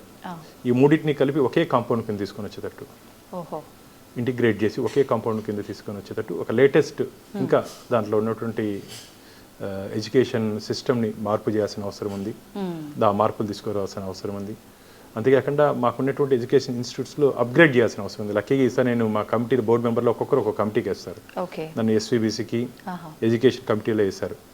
నేను వచ్చిన తర్వాత ఈ మధ్య ఎస్వి జూనియర్ కాలేజ్కి వెళ్తే కాలేజీ ముందు దాదాపు ఒక 200 మంది ఉన్నారు పాపం. తల్లిదండ్రులు కారు దిగి వాళ్ళ దగ్గరికి వెళ్ళాను. ఏమి ఇబ్బంది అంటే, సార్ కాలేజ్ సీట్ దొరికింది, హాస్టల్ సీట్ దొరకలేదు అన్నారు. సరే లోపలికి వెళ్ళిన తర్వాత అక్కడ చూస్తే చాలా డిమాండ్ ఉంది. కానీ ఈ బిడ్డల్ని బయట పెట్టాలంటే పాపం రైతు కుటుంబం, పాపం ఎందుకంటే మనకు రైతన్న దేశానికి వెన్నెముక, రైతు బాగుంటేనే దేశం బాగుంటుంది. అలాంటి రైతు వచ్చి బయట పాపం కాలేజీ బయట గుంచుకొని సీట్లు కొని చూస్తుంటే పోయి ప్రిన్సిపాల్తో మాట్లాడితే సార్ ఇక్కడ అవకాశం లేదు అన్నారు. ఇమిడి మా చైర్మన్ గారిని తీసుకొని వచ్చారు. నెక్స్ట్ డేనే చైర్మన్ గారిని తీసుకొని ఇన్స్పెక్ట్ చేసి దాదాపు 150 సీట్స్ స్టాండింగ్ ఇన్స్ట్రక్షన్స్ ఇచ్చాం. చూసిన రోజే 150 సీట్స్ ఇంటేక్ తీసుకోమని చెప్పి వెంటనే చేస్తూనే చేసుకున్నారు. మళ్ళీ ఈ మధ్య మొన్న ఎస్పీడబ్ల్యూ కాలేజ్కి వెళ్ళారు, సేమ్ ఇదే ప్రాబ్లం ఉందని చెప్పి నాకు ఫిర్యాదులు వస్తే మళ్ళీ పోయా చూస్తే దాదాపు పాత బిల్డింగ్స్ కొన్ని రెనోవేట్ చేస్తే అడ్మిషన్ వచ్చే అవకాశం ఉంది. కాబట్టి ప్రిన్సిపాల్ గారికి చెప్పి ఇమీడియట్గా మా చీఫ్ ఇంజనీర్ ఈవో గారితో చైర్మన్తో మాట్లాడిన తర్వాత ఇంజనీర్స్ అంతా వచ్చారు. ఇప్పుడు పని జరుగుతుంది. ఇంకో 10-15 రోజులు ఇంకో 300 మంది అడ్మిట్ అయ్యే అవకాశం ఉంది. నేను మహిళా పక్షపాతి. ఒక ఆడబిడ్డ ఇంట్లో నిలబడితే ఆ కుటుంబం మొత్తం నిలబడుతున్నాం. స్త్రీశక్తికి అంత పవర్ఫుల్ ఉంది. అసలు మన పురాణాల్లో మహిళలకు ఉన్నటువంటి గౌరవం ఏ దేశంలో లేదు. వెంకటేశ్వర స్వామి ఏం పిలుస్తారు చెప్పండి? లక్ష్మీనారాయణుడు అంటారు. పక్కనే ఉన్నటి కాళహస్తి ఈశ్వరుణ్ణి పార్వతీ పరమేశ్వరుడు అని పిలుస్తారు. అలాగే ప్రపంచానికి భగవద్గీత అందించినటువంటి శ్రీకృష్ణుడిని రాధాకృష్ణుడు అంటారు. అంతెందుకు భారత మాత అంటాం. కాబట్టి ఆడపిల్లలు ఒక ఇంట్లో నిలబడితే ఆ కుటుంబం మొత్తం నిలబడిపోయే అవకాశం ఉంది. కాబట్టి ఆడపిల్లల విషయంలో నేను కొద్దిగా ఎక్కువ వాళ్ళకి మొన్న కూడా జరిగినట్టు మీటింగ్స్లో కూడా టీటీడీ బోర్డు మీటింగ్స్లో కూడా బాను నువ్వు టీటీడీ డబ్బు, నేను మామూలుగా టీటీడీ డబ్బు ఈ ధార్మికేతర కార్యక్రమాలు ఖర్చు పెడితే నేను ఒప్పుకోను. కేసులన్నీ వేసి నిలబెట్టి కోర్టులన్నీ వేసి నిలబెట్టి నన్ను తిట్టుకుంటారు తిరుపతి ప్రజలందరూ. ఎందుకంటే డెవలప్మెంట్కి బాను అడ్డు అని. తిరుపతి రోడ్స్కి కానీ ఇప్పుడు వీటికి అన్నిటికీ డివైడ్ చేస్తే నేను ఒప్పుకోను, కోర్టుకు వెళ్తాను. అంటే మా టీటీడీ చట్టం ఏం చెప్తుంది? టీటీడీ యాక్ట్ 30/1987 ధార్మిక కార్యక్రమాలకు మాత్రమే టీటీడీ నిధులు ఖర్చు పెట్టాలని చట్టం ఉంది. అని ప్రభుత్వాలు తమ అవసరాల కోసం, తమ రాజకీయ ఎదుగుదల కోసం, ఏ పార్టీ అయినా సరే స్వామివారి డబ్బుని తీసుకుని ఖర్చు పెట్టే ప్రయత్నం చేస్తుంటే నేను హైకోర్టుకి వెళ్ళి స్టే కూడా తీసుకుని వచ్చాను. కాబట్టి ఇప్పుడు ఎక్కడ డబ్బులు ఖర్చు పెట్టేదని లేదు. నా మీద అందరూ కోపంగా ఉన్నారు, చుట్టుపక్కల ఉన్న ఎమ్మెల్యేలు కానీ స్థానికంగా ఉన్నటువంటి ప్రజలు కానీ. ఇదంటే తప్పదమ్మా. నాకు తెలుసు రాజకీయాల్లో పూలు పడతాయి రాళ్ళు పడతాయి. మనం ప్రయాణం చేస్తారు. నాకు ఒట్టి పూలే పడాలి రాళ్ళు పడకూడదు అంటే ఒప్పుకోను, కుదరదు. రాళ్ళు పడుతున్నాయి, తట్టుకొని తప్పించుకొని ముందుకు పోవాలి. నేను మీ ద్వారా ఒకటి అడుగుతా, ఈ ప్రభుత్వాలు ధైర్యం ఉంటే వర్క్ బోర్డు ఆస్తుల నుంచి కానీ క్రిస్టియన్ మిషనరీ ఆస్తుల నుంచి కానీ ₹1 అయినా తీసుకొచ్చి ప్రభుత్వ కార్యక్రమాలు ఖర్చు పెట్టాయా? వెంకటేశ్వర స్వామి సొత్తు మీద మాత్రం ఎందుకు అన్నేశారు? ఈ భారతదేశంలో మీరు కానీ గమనించినట్లయితే ఏ దేవాలయ ఆదాయాన్ని కానీ తీసుకొని వచ్చి ప్రభుత్వ కార్యక్రమాలు ఖర్చు పెట్టింది లేదు. నేను మొన్న కోర్టులో అదే సీజీ అడిగాడు, మన హైకోర్టులో నాది దాదాపు 3 నెలల ముందు వచ్చింది. ఈ రోడ్స్కి అడిగారు 150 crores. అడిగితే మా టీటీడీలో తెలుగుగా బోర్డులో నిర్ణయం తీసుకుంటానని చెప్పారు. ప్రభుత్వ అడ్వకేట్ కొద్దిగా ఉత్సాహంగా, లేదు సార్ యాత్రికులు వస్తారు కాబట్టి వాళ్ళకి రోడ్లు వేయాలా, కాబట్టి దానికోసం మాకు 150 కోట్లు రిలీజ్ చేయండి అన్నాడు. మీరు యాత్రికులకు డెఫినేషన్ చెప్పండి పిలిగ్రిమ్కి అన్నాడు. అదే సార్ కొండకు వచ్చేవాళ్ళు అన్నారు. బెంగళూరు నుంచి వస్తారు, మెడ్రాస్ నుంచి వస్తారు, బొంబాయి నుంచి వస్తారు, అక్కడ నుంచి 4 ways 8 ways వేస్తున్నారు, వాటికి కూడా మీరు డబ్బు ఇస్తారని చెప్పి అడిగారు సీజీ. అంతే కదా సార్. కాబట్టి ఇట్లాంటి ఇప్పుడు నేను చెప్పేది మన డబ్బుని ఇప్పుడు పిల్లల కోసం, స్విమ్స్ కోసం, ఇంకోటి మేము చిన్నపిల్లల హాస్పిటల్ కడుతున్నామమ్మా, పద్మావతి చైల్డ్ ట్రస్ట్ హాస్పిటల్ అని. చిన్నపిల్లలు అంటే ఏ వయసు వరకు సార్? అంటే మీరు ప్రతి 1000 మందిలో 11 మందికి హార్ట్లో ప్రాబ్లం ఉంటుంది. అవును సార్. ఆ సర్జరీ చేసుకోవాలంటే ఓన్లీ హైదరాబాద్లో మాత్రం ఉంది హాస్పిటల్. 30 to 40 lakhs అవుతుంది ఒక సర్జరీ చేసుకోవాలంటే. కానీ దాదాపు జవహర్ రెడ్డి గారు వచ్చినప్పుడు మాకు ఇక్కడ పెట్టాడు హాస్పిటల్, పద్మావతి చైల్డ్ హాస్పిటల్ అని. దాదాపు 3000 సర్జరీస్ జరిగాయి. 2978 దాదాపు 20-30 పిల్లలు మాత్రం ఇబ్బందులు పడ్డారు. మిగతా అందరి బిడ్డలు బ్రతికిపోయారమ్మా. నేను వెళ్ళి హాస్పిటల్ వెళ్ళి ఆ తల్లిదండ్రులతో మాట్లాడితే తల్లి చిన్న బిడ్డని ఎత్తి కొండ కేసు చూపించింది, గుట్ట కేసు చూపించి వెంకటేశ్వర స్వామి నా బిడ్డను బ్రతికిచ్చాడని. అంటే అంత మంచి పనులు చేస్తున్నాం. దాంట్లో కూడా నా పాత్ర ఉంది. ఒకసారి జవహర్ రెడ్డి గారికి ఇట్లే కరోనా టైంలో ఇంటికి వెళ్తే బాను నా డ్రీమ్ ప్రాజెక్ట్ ఈ హాస్పిటల్ చేయలేకపోతున్నాను అన్నాడు. ఏం నా అన్న, ఇట్లా మారిగా డబ్బులు సరిపోవట్లేదు, దీనికి 350 crores అవసరం అవుతుంది, మనకి ఇప్పుడున్నట్టు పరిస్థితుల్లో డబ్బు పెట్టలేకపోతున్నాం అన్నాడు. నేను ఒక పని చెప్తా చేస్తారని అన్న. చెప్పు అన్నాడు. ఉదయాసం సేవ అని ఉంది మాకు. ఉదయాసం అంటే ఉదయం నుంచి అస్తమించే వరకు స్వామివారి దగ్గర సేవలు, సుప్రభాతం నుంచి సుప్రభాతం, తోమాల, అర్చన, కళ్యాణం, సహస్ర దీపాలంకరణ ఇవన్నీ చూడొచ్చు. ఓకే ఈ సేవలు ₹1,00,00,000 పెట్టండి అన్న. ఆ, ఏంది మన ₹1,00,00,000 దేవుణ్ణి నమ్మేస్తూ ఉంటారు కదా, అందరూ అల్లరైపోతూ ఉంటారు. అంటే నీకెందుకు, నేను దాన్ని ఏ విధంగా సరిదిద్దాలో చెప్పాలి, నేను చేసుకుంటా. నేను గతంలో బోర్డు మెంబర్ కూడా ట్రై చేశానమ్మా దీన్ని. ఓహోహో. నాకు రాయలసీమలో ఉన్నటువంటి ఈ ప్రాంతంలో ఎక్కువ డయాలిసిస్ పేషెంట్స్ వచ్చేవాళ్ళు నా దగ్గరికి. ఆహాహా. డయాలిసిస్ చేసుకుంటే చాలా డబ్బుతో ముడివంటి పరిస్థితి. అవును, అవును. చేసుకోకుండా వాళ్ళు చాలా మంది చనిపోయిన సందర్భాలు, అవకాశం లేక అవకాశం లేక. చేసుకోవడానికి. అప్పుడు నేను బోర్డులో రైజ్ చేశాను. అప్పుడే 2016లోనే ఓకే.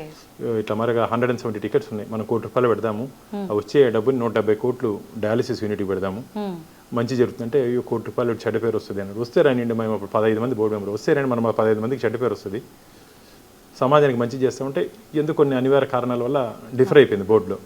ఇది జవహర్ రెడ్డి గారికి చెప్పా, అన్న ఇట్లా అప్పుడు డిఫర్ అయింది, కానీ ఇప్పుడు మీకు అవకాశం ఉంది కాబట్టి చేయండి అని చెప్పాను. ఎంత అదృష్టం అంటే, నేను ఒక 10 రోజుల తర్వాత అమిత్ షా గారు కొండకు వస్తున్న సందర్భంలో గుళ్ళోకి వెళ్తుంటే ఈవో గారు కనపడ్డారు, పిలిచారు దగ్గరికి. బాగా నువ్వు చెప్పినట్టు నచ్చింది నాకు, నెక్స్ట్ బోర్డుకే తెస్తున్నా, కానీ 170 లేవు, 531 టికెట్స్ ఉన్నాయి, ఫ్రైడే 28 టికెట్స్ ఉన్నాయి, ఫ్రైడే 1.5 crore పెడుతున్నా, దాదాపు మనకు 600 కోట్లు వస్తుంది దీనికి, నెక్స్ట్ బోర్డుకి తెస్తున్నట్టే చెప్పాను. నీకు 350 అడిగావు, ఇంకా ఎక్స్ట్రా వస్తే నాకు డయాలిసిస్ పెట్టి అన్న అని చెప్పాను. మీరు నమ్మరు, ఆ స్కీమ్ పెట్టిన 15 రోజుల లోపల దాదాపు 350 కోట్లు వచ్చింది.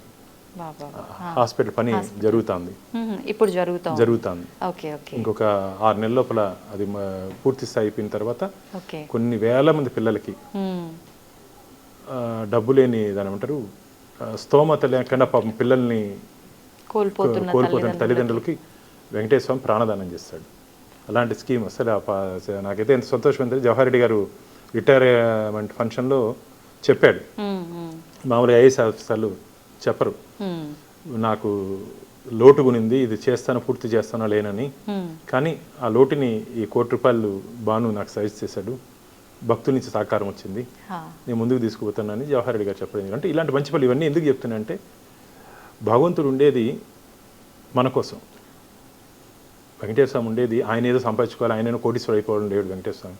ఆయనకు వస్తున్న డబ్బుని ప్రజల కోసం, భక్తుల కోసం ఖర్చు పెట్టమని చెప్పి. కాబట్టి ప్రభుత్వాలు కూడా, ఏ ప్రభుత్వం అయినా సరే, ఏ బోర్డు అయినా సరే, ఇలా మంచి విషయాల కోసం ఖర్చు పెడదాం.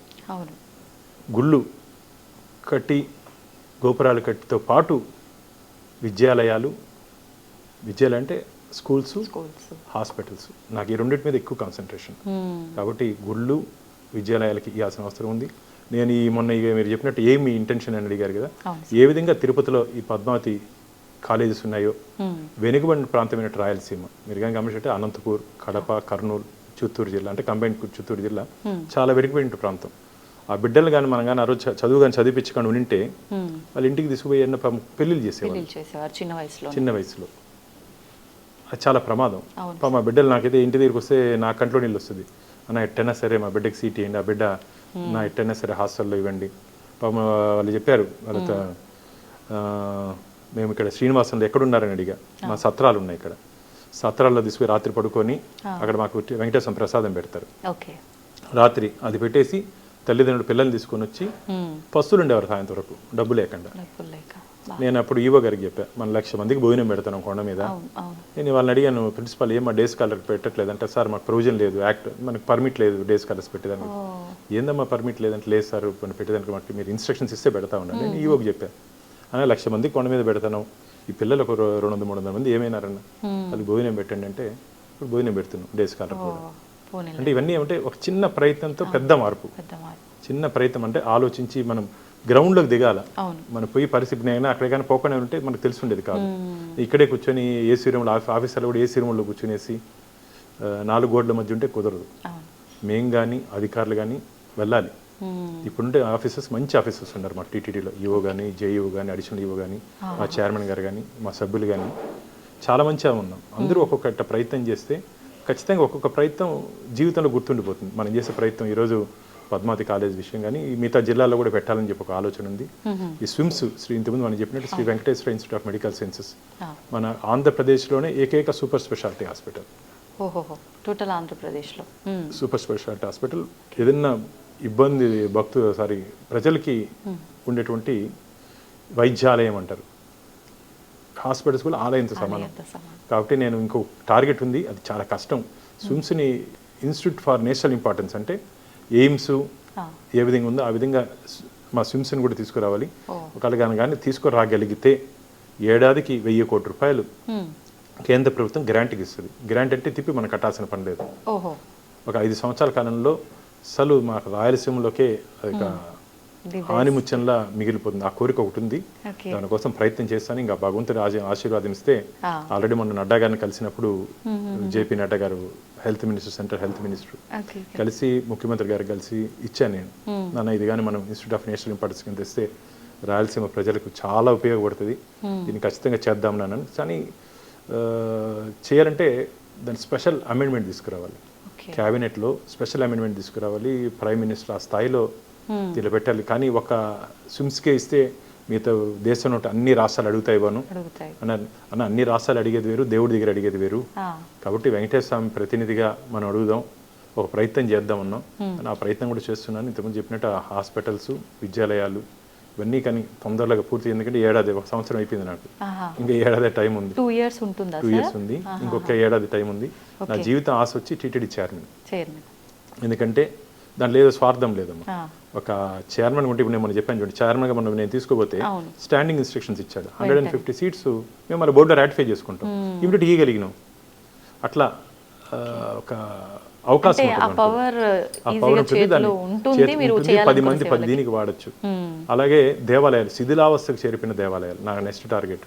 ఎక్కడ సరే ఏ ప్రాంతంలో? నేను మొన్న ప్రిన్సిపల్ సెక్రటరీ ఎండోమెంట్ని అడిగాను, ఆంధ్రప్రదేశ్లో ఉన్నటువంటి శిథిలావస్థకు చేరిపోయిన దేవాలయాలు, దాన్ని జీర్ణోద్ధరణ చేసి నిత్య ధూప దీప నైవేద్యాలతో భక్తులకు దర్శనం. ఇప్పుడు వకులామాత స్వామివారి తల్లి వకులామాత ఆలయము దాదాపు ఇల్లీగల్ మైనింగ్తో విగ్రహం కూడా లేదు.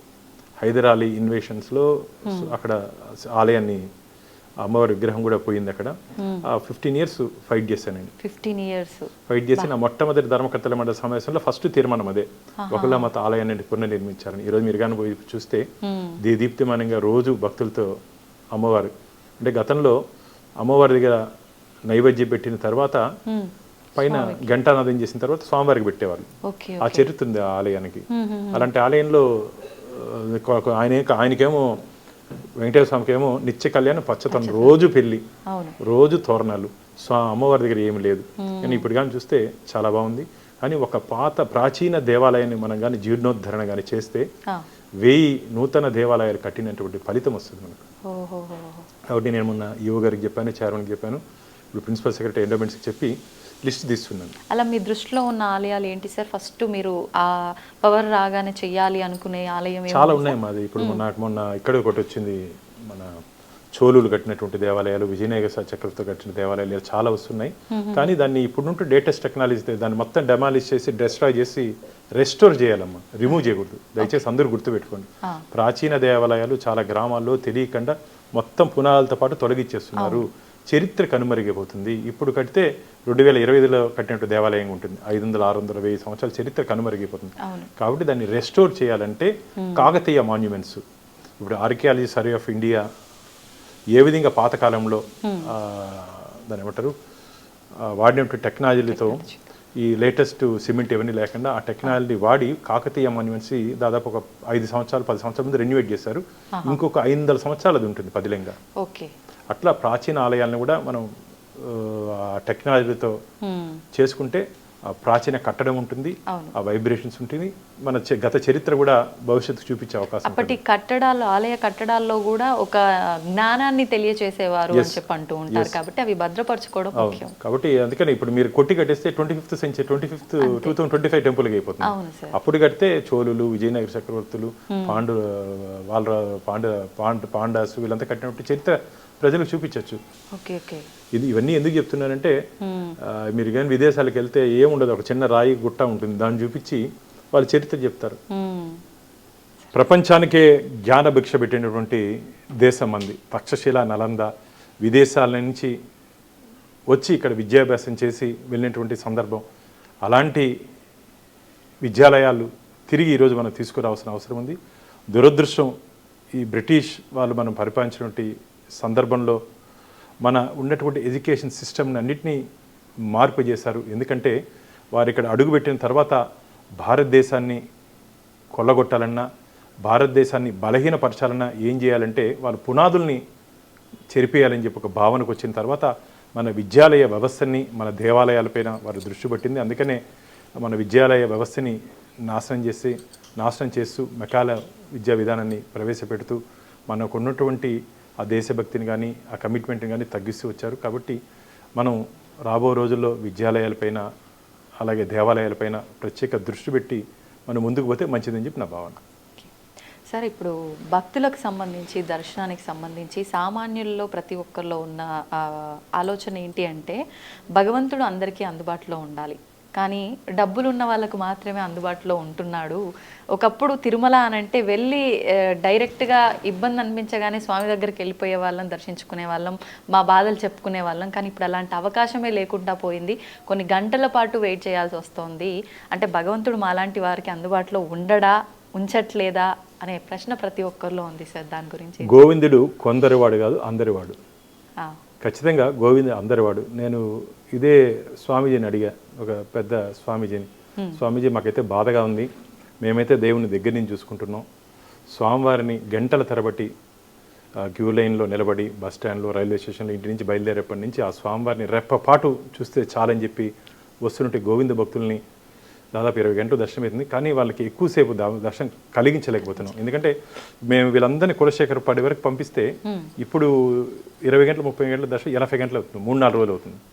అట్లీస్ట్ వాళ్ళకి స్వామివారిని చూసే తృప్తన్న జయవిజయ నుంచి కలుగుతుంది. ఇప్పుడు కొద్దిగా బాధగా ఉంచామంటే చెప్పాడు, పిచ్చోడా నువ్వు దగ్గర పోయినావని చెప్పి నేను ఏదో చూసి ఆశీర్వదిస్తాను, నువ్వు సంబరపడిపోకు, స్వామివారి చూపంతా వారి మీద ఉంటుంది, అరే నా కోసం కష్టపడి వచ్చారని చెప్పి స్వామివారి చల్లని చూపు వారి మీద ఉంటుంది, కాబట్టి నువ్వు ఇన్ని కష్టాలు ఓర్చి వచ్చినా సరే తిరిగి స్వామివారి దగ్గరకు వస్తున్నారంటే కోరిన కోరికలు తీర్చే కొంగు బంగారు వెంకటేశ్వర స్వామి.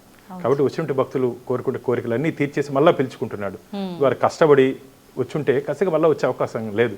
కానీ భక్తులు కష్టాలని, వారి ఇష్టాలని తెలుసుకున్నాం. రాబో రోజుల్లో నేను మొన్న చెప్పడం జరిగింది టీటీడీ అధికారులకి, టీటీడీ రాబో రోజుల్లో 1 లక్ష 1.5 లక్ష భక్తుల్ని ఒకే చోట, ఇప్పుడు మీరు కానీ గమనించినట్లయితే ఎయిర్పోర్ట్స్ ఉదయం నుంచి రాత్రి వరకు 1.5 లక్ష మంది ప్యాసింజర్స్ని హ్యాండిల్ చేసే ఎయిర్పోర్ట్స్ వచ్చేసాయి. ఇప్పుడు మనం ఎందుకు హ్యాండిల్ చేయలేం? టీటీడీ ఎయిర్పోర్ట్స్ హ్యాండిల్ చేసేటప్పుడు ఇది ప్రపంచంలో అది పెద్ద దేవస్థానం, మనం ఎందుకు హ్యాండిల్ చేయని చెప్పి ఆలోచనతో అధికారులతో మాట్లాడడం జరిగింది. మా నెక్స్ట్ ప్రాజెక్ట్ మన సీఎం గారు వచ్చినప్పుడు కూడా నేను వారి దృష్టికి తీసుకుని వెళ్ళా, అన్న ఎన్టీ రామారావు గారు వైకుంఠ క్యూ కాంప్లెక్స్ని కట్టారన్న, అది సరిపోవట్లేదు, ఒక 20-30 వేల మందికి ఉంది, మనకి ఇప్పుడు 80,000 మంది వస్తున్నారు, భవిష్యత్తులో ఇంకా ఒక 40-50 వేల మంది పెరిగే అవకాశం ఉంది, కాబట్టి 1 లక్ష మంది కెపాసిటీతో మనం ఒక పెళ్లిగిరి అమ్యూనిటీస్ కాంప్లెక్స్ మారిగా ఒకటి నిర్మిస్తే బాగుంటుందని చెప్పి వారికి చెప్పడం జరిగింది. అధికారులు కూడా చెప్పడం జరిగింది. సానుకూలంగా వారు స్పందించారు. రాబో రోజులు ఏ భక్తులు కూడా చల్లు వనకుండా, ఎండకి ఎండకుండా, ఆకలికి బాధపడకుండా అందరూ కలిసి ఒకే సముదాయంలోకి లోపలికి వస్తే ఒక ఆధ్యాత్మిక అనుభూతి రావాలి వాళ్ళకి. అక్కడ లైబ్రరీస్ కానీ, ఆధ్యాత్మిక విజువల్స్ కానీ, దీనికి సంబంధించి అన్ని విజువల్స్ వచ్చేటట్టు ప్లాన్ చేస్తున్నాం. అది తొందరగా నాకు తెలిసి ఈ ఉన్నటువంటి 1 సంవత్సరం ఏడాదిలోనే దానికి భూమి పూజ చేయాలని చెప్పి అనుకుంటున్నాం. 3-4 సంవత్సరాలు అది పూర్తయితే ఖచ్చితంగా కలియుగ వైకుంఠంగా అని చెప్పి భావిస్తూ కొండకు వస్తారు. ఆ వైకుంఠం ఎలా ఉంటుందో చూపించాలని చెప్పి కోరికతో మేమున్నాం. వస్తుంటే భక్తులు ఎటువంటి ఇబ్బంది పడకుండా ఖచ్చితంగా చేయాలని చెప్పి ఒక దృఢ సంకల్పంతో మేమున్నాం. ఆ స్వామివారి ఆశీర్వాదం, గోవిందుడు వెంకటేశ్వర స్వామి ఆశీర్వాదం ఖచ్చితంగా ఈ అన్ని పనులు చేసేదానికి వారు ఇవ్వాలని చెప్పి. అంతేకాకుండా మీరు అన్నారు ఇంతకుముందు వస్తుంటే భక్తులు కష్టాలు పడుతున్నారని, కానీ వస్తుంటే భక్తులు అందరికీ మీరు కానీ గమనించినట్టయితే తరిగొండ వెంగమాంబ అన్నప్రసాద కేంద్రంలో దాదాపు 70-80 వేల మందికి నిత్య అన్న ప్రసాదం ఇస్తున్నాం. నేను కొండకి వెళ్ళినప్పుడు కూడా ఖచ్చితంగా ఒక పూట అక్కడికి పోయి తినొస్తా. మన ఇంట్లో కన్నా బాగుంటుందమ్మా, మన ఇంట్లో కన్నా బాగుంటుంది, అంత బాగా స్వామివారి ప్రసాదం ఇస్తాం. క్యూ లైన్లో అల్పాహారం, పాలు ఇవన్నీ భక్తులకి అందజేస్తున్నాం. కానీ మీరు చెప్పినట్టు గతంలో మేము చిన్నప్పుడు 30,000 మంది భక్తులు స్వామివారిని దర్శించుకునేందుకు వచ్చేవారు, ఈజీగా దర్శనం అయిపోయేది. అందరూ కులశేఖర్ దాదాపు 30 years బ్యాక్. ఈ రోజు దాదాపు 80,000 మంది వస్తున్నారు. శనివారం ఆదివారం అయితే దాదాపు 1.5 లక్ష వస్తున్నారు. మనకు గుళ్ళో సుప్రభాత సేవ నుంచి ఏకాంత సేవ వరకు స్వామివారి కైంకర్యాలు తీసేస్తే 19 గంటలు మాత్రమే భక్తులకి మనం దర్శనం కలిగించే అవకాశం ఉంది.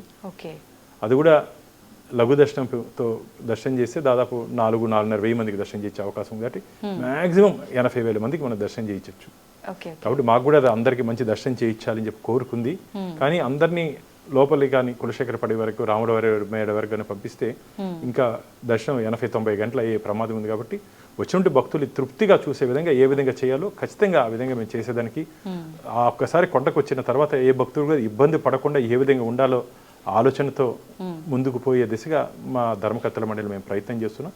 ఖచ్చితంగా రాబో రోజుల్లో దాంట్లో మేము ఒక విజయవంతమైన ఆలోచనతో మేము ముందుకు వస్తామని చెప్పి గట్టి విశ్వాసం నమ్మకం నాకుంది. ఇప్పుడు మీరు అన్నట్టుగా తృప్తిగా స్వామిని చూసుకునే అవకాశాలు కల్పించబోతున్నారు అన్నారు. ప్రస్తుతం తీసుకుంటే సార్, అంటే విఐపీస్ పెద్ద పెద్ద పలుకుబడి ఉన్న వాళ్ళు వస్తే వాళ్ళని 15-20 నిమిషాలైనా నిలబెట్టి చూయిస్తే రాని ఇబ్బంది నార్మల్గా వచ్చిన భక్తుల విషయంలో వచ్చేసరికి సెక్యూరిటీ వాళ్ళు తోసి పడేస్తారంటే వీళ్ళకి ఏమైపోతుంది ఏందో కూడా పట్టించుకోకుండా తోసి పడేయడం ఎంతవరకు కరెక్ట్? అది చాలా తప్పమ్మా. భగవంతుని తోసే హక్కు మనకు లేదు. భగవంతుడి దగ్గరికి రావాలి, భగవంతుడి ఆశీర్వాదం కావాలని చెప్పేసి భక్తులకి తోసే హక్కు మాకు లేదు. అది చాలా తప్పు, అలా చేయకూడదు. నేను కూడా చాలా సందర్భాల్లో చెప్పడం జరిగింది. అక్కడ శ్రీవారి సేవకులు ఉంటారు, మీరు ఆ భక్తుడు రూపంలో మీరు వస్తే మిమ్మల్ని ఎవరన్నా తోస్తే ఎట్టుంటుంది. కాబట్టి గోవింద అని చెప్పి మర్యాదగా కొద్దిగా దగ్గర తీసుకోండి. తోసి లాగేది పెరిగేది ఇదేమి కుస్తీ పోటీలు కాదు. అది దేవాలయం, పవిత్ర దేవాలయం, కలియుగ వైకుంఠం. ఇలా వైకుంఠం ఆ స్వామివారి వైకుంఠం దగ్గరికి వచ్చినప్పుడు మనం అక్కడ ఉన్నటువంటి భక్తుల ఇష్టాలు తెలుసుకొని మనం వివరించాలి. కాబట్టి అలాంటి చర్యలు జరగకుండా మేము అక్కడ ట్రైనింగ్ ఇస్తున్నాం. అలాంటిది చేస్తే ఆ బాధ్యత మాదే. శ్రీవారి సేవకులు చేసినా సరే దాని బాధ్యత మాదే అంటున్నాను. ఎందుకంటే అక్కడ నుండి కస్టోడియన్స్గా మాది కూడా తప్పులో మాది కూడా తప్పు ఉంటుంది. కాబట్టి వాళ్ళు కూడా మీ ద్వారా హెచ్చరిస్తున్నాం. శ్రీవారి సేవకులు కూడా ఒళ్ళు దగ్గర పెట్టుకొని వస్తుంటే భక్తులు, వెంకటేశ్వర స్వామి భక్తులు వాళ్ళు, మీరు స్వామివారి సేవకు వచ్చారు, వారు కూడా స్వామివారి అనుగ్రహం కోసం వచ్చారు. సేవకు వచ్చారు కదా అని చెప్పి వాళ్ళని లాగేది తోసే చేయొద్దండి. మీరు కూడా స్వామివారి సేవకు స్వామి భక్తితో వచ్చారు కాబట్టి వచ్చి ఉంటే భక్తులు కూడా అదే భక్తి శ్రద్ధలతో గోవింద అని చెప్పి నెమ్మదిగా వారిని తీసుకోండి తప్ప లాగేది తోసే వ్యవహారాలు దయచేసి ఎవరు చేయొద్దని చెప్పి మీ ద్వారా చెప్తుంది. సార్, కాలినడకన వచ్చే భక్తుల విషయానికి వస్తే ముందర ఉన్నదానికి ఇప్పటికీ చాలా డెవలప్మెంట్ అనేది కనిపిస్తోంది. ఇంకా ముందు ముందు ఇంకేమైనా చేయబోతున్నారా ప్రత్యేకించి ఆ భక్తుల కోసం? స్వామివారికి అడుగడుగు దండాలవాడ గోవింద అని అంటారు. స్వామివారిని నడకదారిలో ఇప్పుడు నేను కూడా ఏదైనా కోరికుంటే స్వామిని నడిచొచ్చి గుండు కొట్టుకుంటాను, మొక్కుంటాను. చాలా మందికి స్వామివారికి ఆ నడకదారిలో వస్తే 7 కొండలు, నారాయణాద్రి, విషభాద్రి, వెంకటాద్రి, నీలాద్రి, శేషాద్రి, 7 కొండలు ఎక్కుతూ అన్నమయ్య చెప్పడం జరిగింది. అన్నమయ్య సంకీర్తనలో ఈ స్వామివారి వైభవం గురించి చెప్పడం జరిగింది. అదిగో అల్లదిగో అని చెప్పి వారు పాడినటువంటి కీర్తనలు ఈ రోజు కూడా చెవుల్లో మారుమోగిపోతున్నాయి. కాబట్టి అలాంటి పవిత్రమైన ప్లస్ మీకు తెలుసో తెలియదు, 7 కొండలు శాలిగ్రామ స్వరూపం. ప్రతి రాయి, రప్ప, పుట్ట, చెట్టు హరినామ జపం చేస్తుంటాయి. మీరు కంటికి మనకేమట కనపడుతుంది, చెట్టు పుట్ట గుట్టగా, గుట్టలు కాదమ్మా, అన్ని ఋషి సమానులు అక్కడ వాళ్ళు ఉండి తపస్సు చేస్తున్నారు. అందుకని చాలా మంది చెప్పులు, నేను కూడా కొండకి వెళ్ళాలంటే తిరుపతి ఇంట్లోనే చెప్పులు వదిలేస్తాను. ఇంట్లోనే చెప్పులు వదిలేస్తాను. కొండ ప్రయాణం ఉంటే చెప్పులు వేసుకోను, వదిలేసి వెళ్తాను. దర్శనం అయిన తర్వాత ఇంటికి వచ్చినాకే ఉంటుంది. అట్లా చాలా మంది మీరు ఇప్పుడు నరకదారులు గమనించినట్టయితే 90% ఎవరు చెప్పులు వేసుకోరు. ఆ శాలిగ్రామం ప్రాంతం కాబట్టి దాని మీద అడుగు పెట్టాలంటే ఆ చెప్పులు లేకుండా వెళ్తారు చాలా మంది. కాబట్టి అలాంటి దివ్య క్షేత్రం ఇది. కాబట్టి మీరు చెప్పినట్టు వస్తుంటే భక్తుల ఇబ్బందులు ఖచ్చితంగా మేము గుర్తించాం. నడకదారిలో ఉన్నటువంటి చిరుత దాడిది కొద్దిగా ఇబ్బంది ఉంది.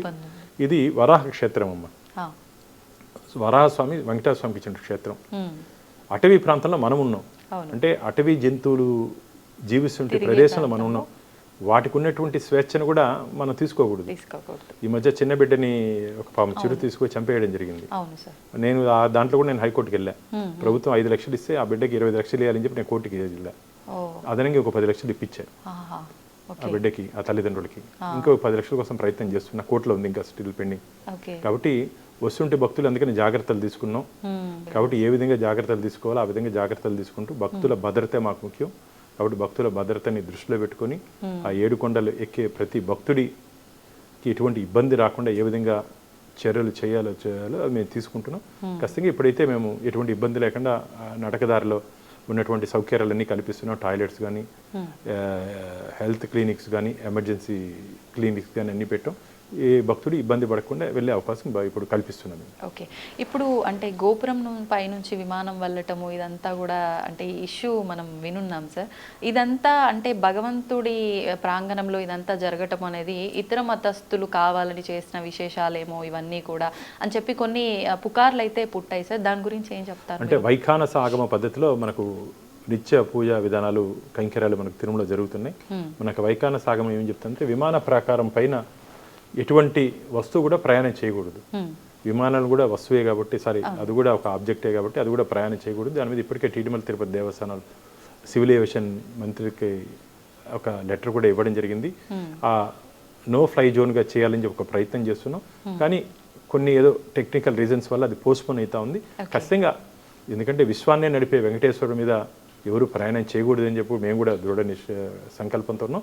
ఖచ్చితంగా పైన నుండి అధికారులతో మాట్లాడి అక్కడ నుండి విమాన ప్రాకారం మీద ఎటువంటి విమానాలు వెళ్లకుండా ప్రయత్నం ఖచ్చితంగా చేస్తాం. ఓకే, ఇప్పుడు సాధారణంగానే మీరు చెప్పినట్టు ఒకప్పటికి ఇప్పటికీ దాదాపు కొన్ని లక్షల మంది దర్శనానికి వస్తున్న ప్రదేశం ఏదైనా ఉంది అని అంటే అది టీటీడీనే, ఇంకా వేరే చెప్పక్కర్లేదు. అయితే విడి రోజుల్లోనే భక్తుల రద్దీ ఈ రకంగా ఉండి అంటే అక్కడ ఉండే సెక్యూరిటీ వాళ్ళు కూడా అదుపు చేయలేని స్థితిలో ఉంటుంది. ఇంకా స్పెషల్ రోజుల్లో అయితే ఇంకా బీభత్సంగా ఉంటుంది సార్, చెప్పక్కర్లేదు. అటువంటి సందర్భాల్లో ఎలాంటి జాగ్రత్తలు తీసుకుంటూ ఉంటారు విశేషంగా? అంటే చాలామంది పాపం వైకుంఠ ఏకాదశి, గరుడు సేవ ఇలాంటి సందర్భాల్లో స్వామివారిని వచ్చి చూడాలి, స్వామివారి కృపా కటాక్షం మా మీద ఉండాలని చెప్పి అనుకుంటారు. కానీ కలియుగ ప్రత్యక్ష దైవం వెంకటేశ్వర స్వామి అమ్మ. ఇక్కడ ఉండేది వెంకటేశ్వర స్వామి. 365 రోజులు వారి కృప దీవెనలు అభయహస్తంతో ఉంటాడు స్వామి. కాబట్టి ఏ రోజు వచ్చినా ఒకే ఫలితం దక్కుతుంది. ఆ రోజు వచ్చినంత మాత్రం అదనంగా ఫలితం వస్తుంది, డైరెక్ట్గా స్వర్గానికి పోతాం అట్టంతా ఏం లేదు. ఖచ్చితంగా ఈ క్షేత్రానికి ఏ రోజు స్వామిని వారిని చూసినా అదే ఆశీర్వాదం స్వామివారి నుంచి దక్కుతుంది అని ఒక తృప్తితో భక్తులు కానీ రాగలిగితే, ఎందుకంటే వైకుంఠ ఏకాదశి మా అందరికి మేము ఫోన్లు ఆఫ్ చేసుకోవాలి ఆ రోజు, అంత ఒత్తిడి ఉంటుంది. బ్రహ్మోత్సవాలు, గరుడు సేవ ఇవన్నీ తీవ్రమైన ఒత్తిడి ఉంటుంది. ఎందుకంటే మా కెపాసిటీ మనమంతా మానవులం, మనమేమి దేవుళ్ళు కాదు. మన దగ్గర మంత్ర దండం ఏముండదు, హోమ్ ఫట్ అంటే జరిగిపోయేదాన్ని. మన ప్రయత్నం మన మానవ ప్రయత్నం అందరం కలిసి ప్రయత్నం చేస్తేనే ఏదైనా విజయవంతం అవుతుంది, సాధ్యమవుతుంది. ఇప్పుడు మాకు 2 లక్షల కెపాసిటీ, 5 లక్షల మంది వస్తే ఎట్లా హ్యాండిల్ చేస్తాం చెప్పండి. మన దురదృష్టం లాస్ట్ వైకుంఠ ఏకాదశికి జరగడానికి సంఘటన జరిగింది. స్వామివారి దగ్గరికి వచ్చినప్పుడు ఆ వస్తున్న భక్తుల భద్రత తీసుకోవాల్సిన బాధ్యత మా మీద ఉంది. కానీ దాంట్లో నడుచుకోవాల్సిన బాధ్యత కూడా భక్తుల మీద ఉంది. మనకి టీటీడీ ఇచ్చినటువంటి గైడ్ లైన్స్ని ఎందుకోసం చెప్తాం, భక్తుల కోసం చెప్తాం. కానీ మీరు చెప్పినట్టు ఆ విఐపీ కల్చర్ని ఖచ్చితంగా తగ్గించాల్సిన అవసరం ఉంది. విఐపీకి రెడ్ కార్పెట్ వేసి చేయడం ఖచ్చితంగా తగ్గించాల్సిన అవసరం ఉంది. ఇప్పుడు ఆ మార్పుకి ఈ ప్రభుత్వం శ్రీకారం చుట్టింది. గతంలో ఉన్నటువంటి ప్రివిలేజ్ మా బోర్డుకి చాలా తగ్గించేశారు. ఇదేదో దర్శనాలు చేసుకునే బోర్డు కాదు, భక్తులకి కోసం పనిచేయాల్సిన బోర్డుగా మేము భావించి ముందుకు పోతున్నాం. కాబట్టి ప్రివిలేజ్ మాకే కాకుండా మిగతా వాళ్ళకి కూడా తగ్గితే, మొన్న ఒక కేంద్రం మధ్య పేరు చెప్పను, కుటుంబ సభ్యులతో వస్తే దాదాపు ఓన్లీ 10 మందికి అనుమతిస్తాం, మిగతా వాళ్ళని అనుమతించమని చెప్పి గట్టిగా చెప్పామమ్మా. గతంలో అట్ట లేదు, 30-40 మంది వచ్చినా దర్శనాలు చేసుకుని పోయేవాళ్ళు. ఆయన ఒక 6-7 మంది ఎక్స్ట్రా వస్తే కూడా లేదు మీకు 10 మంది అనుమతిస్తామని చెప్తే 10 మంది ఆయన దర్శనం చేసుకున్నారు. ఒక కేంద్ర మంత్రి లేదు నాకు కావాల్సింది అంటే అట్లా ఎందుకు చెప్తానంటే స్వామివారి దగ్గరికి వచ్చినప్పుడు అక్కడ ఉంటే నియమ నిబంధనలు అందరూ పాటించాల్సిన అవసరం ఉంది. కాబట్టి ఇదేదో నాది దేవస్థానం కాదు, మన దేవస్థానం వెంకటేశ్వర మన మన మన వెంకటేశ్వర స్వామి. నేననే స్వార్థంతో వస్తే ఖచ్చితంగా ముట్టుకే పడుతుంది.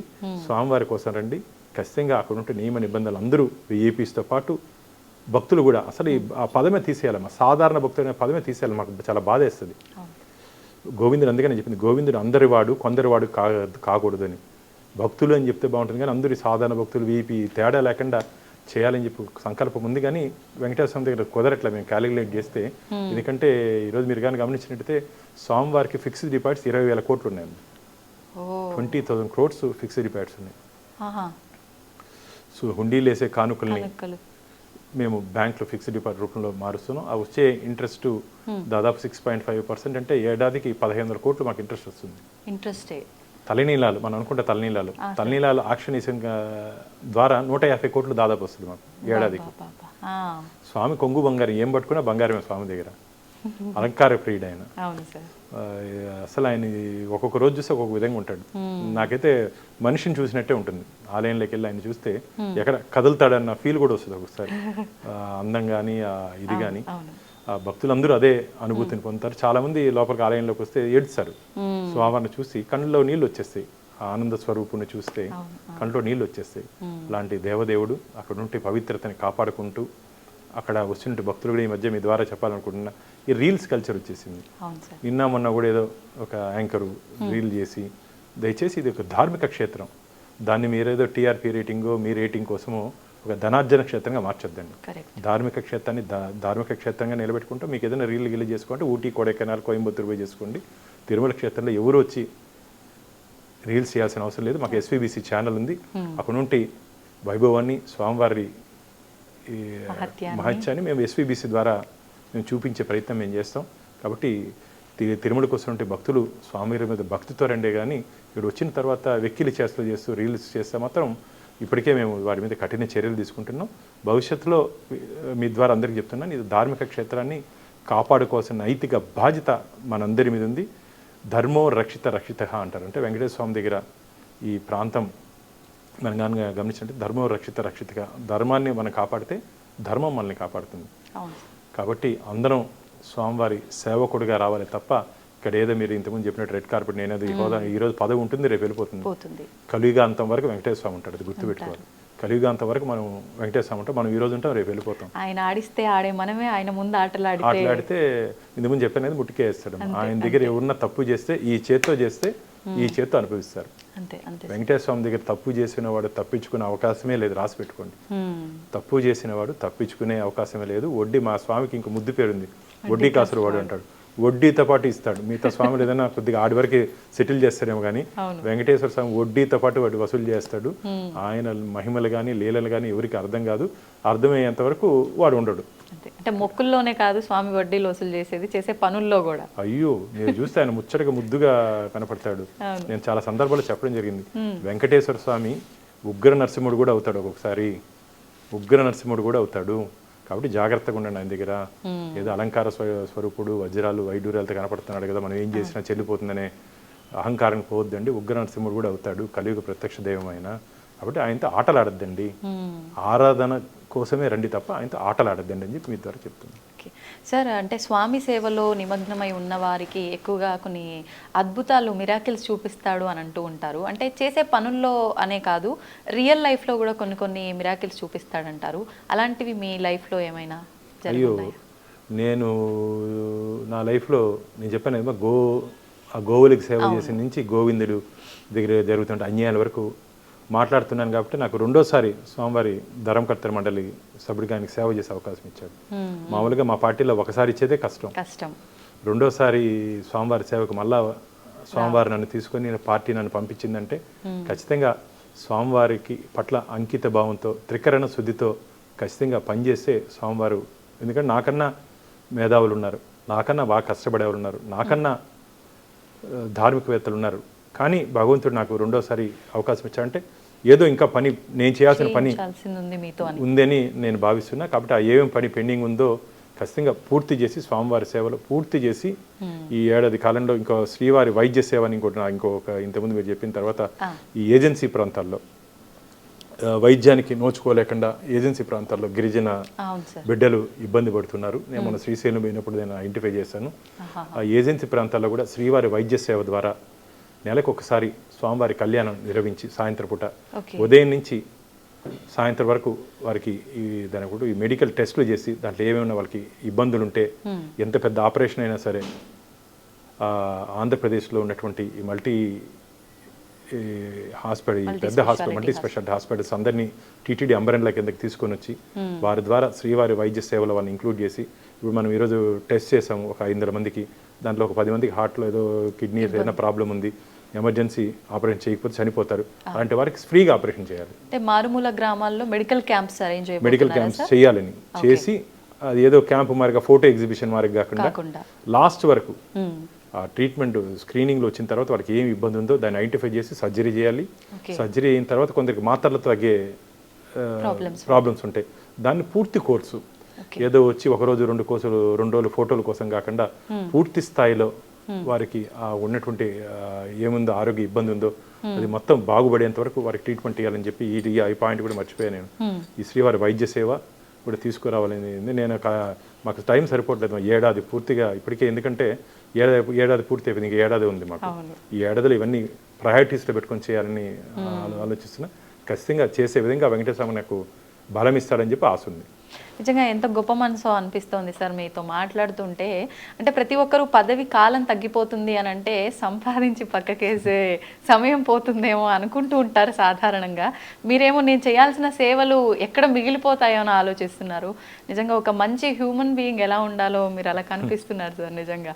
అందుకే స్వామి మిమ్మల్ని ఎంచుకొని ఉంటాడు ఆయన సేవలకన్నిటికి కూడా. సార్ ఈ విషయాలన్నీ కాసేపు పక్కన పెడితే మీ కుటుంబం గురించి, వ్యక్తిగత విషయాల గురించి, అంటే మీది లవ్ మ్యారేజ్ అని విన్నాను, వాటి గురించి ఏమైనా కొన్ని విషయాలు. నేను నా శ్రీమతి కలిసి చదువుకున్నాం చిన్నప్పటి నుంచి, ఎయిత్ నుంచి మేము కేజెక్స్లో కలిసి చదువుకున్నాం. ఆ 8th క్లాస్లో చిన్న డ్రామా వేసాం, స్నో వైట్ అండ్ 7 డ్రాప్స్ అని. దాంట్లో నేను ప్రిన్సు, రేఖ నా వైఫ్ పేరు ప్రిన్సెస్. సరే, ఆ డ్రామాలో ప్రిన్సెస్. నిజ జీవితంలో కూడా అట్లాగే, అంటే రాజురాని కాదు. ఆ రోజు 8th క్లాస్లో ఏం జరిగిందో ఆ భగవంతుడు కూడా నాకు ఇచ్చాడు. నేను ఇష్టపడ్డాను రేఖని. అనేక ఒడిదుడుకులు, పెళ్లి చెప్పినప్పుడు కూడా గొడవలు, ఇంటర్ క్యాస్ట్ మ్యారేజ్ మాది. అప్పుడు వారి తల్లి ఇంట్లో కూడా ఒప్పుకోలేదు. ఎట్లా ఒకటే నిలదొక్కున్నాను. నేను మీ ద్వారా ఒకటే చెప్తున్నా, జీవితంలో ప్రేమించండి, కానీ నిలదొక్కున్నాక పెళ్లి చేసుకోండి. ఏదో సినిమాలు చూసి తొందరగా చేసుకుంటే నిలదొక్కునే చాలా కష్టం. మీరు కానీ గమనించినట్లయితే సినిమాలు 3 గంటలు ఉంటుంది, జీవితం 100 ఏళ్ళు ఉంటుంది. కాబట్టి జాగ్రత్తగా ఇష్టపడండి, కానీ ఇష్టపడిన తర్వాత కష్టపడి లైఫ్లో సెటిల్ అయ్యి చేసుకొని వాళ్ళ జీవితాంతా మనం పక్కన పెట్టుకొని పోవాలి. ఏదో చిన్న చిన్న ఇబ్బందులు వచ్చాయని చెప్పి మన చేయి నమ్మి వచ్చిన వాళ్ళని వదిలే ప్రసక్తి పెట్టుకోకూడదు. కాబట్టి ఖచ్చితంగా నా స్కూల్ మేటే నా లైఫ్ మేట్ అయింది. కాబట్టి బాగున్నా. నాకు 2 పిల్లలు. నా వైఫ్ డాక్టరు, 2 పిల్లలు. బాబు బిజినెస్లో ఉన్నాడు, పృథ్వీ. పాప వైష్ణవి డాక్టర్, మొన్ననే పూర్తి చేసింది. సంతోష, భగవంతుడి ఆశీర్వాదంతో స్వామివారి అనుగ్రహం పూర్తి స్థాయిలో నా కుటుంబం మీద ఉంది.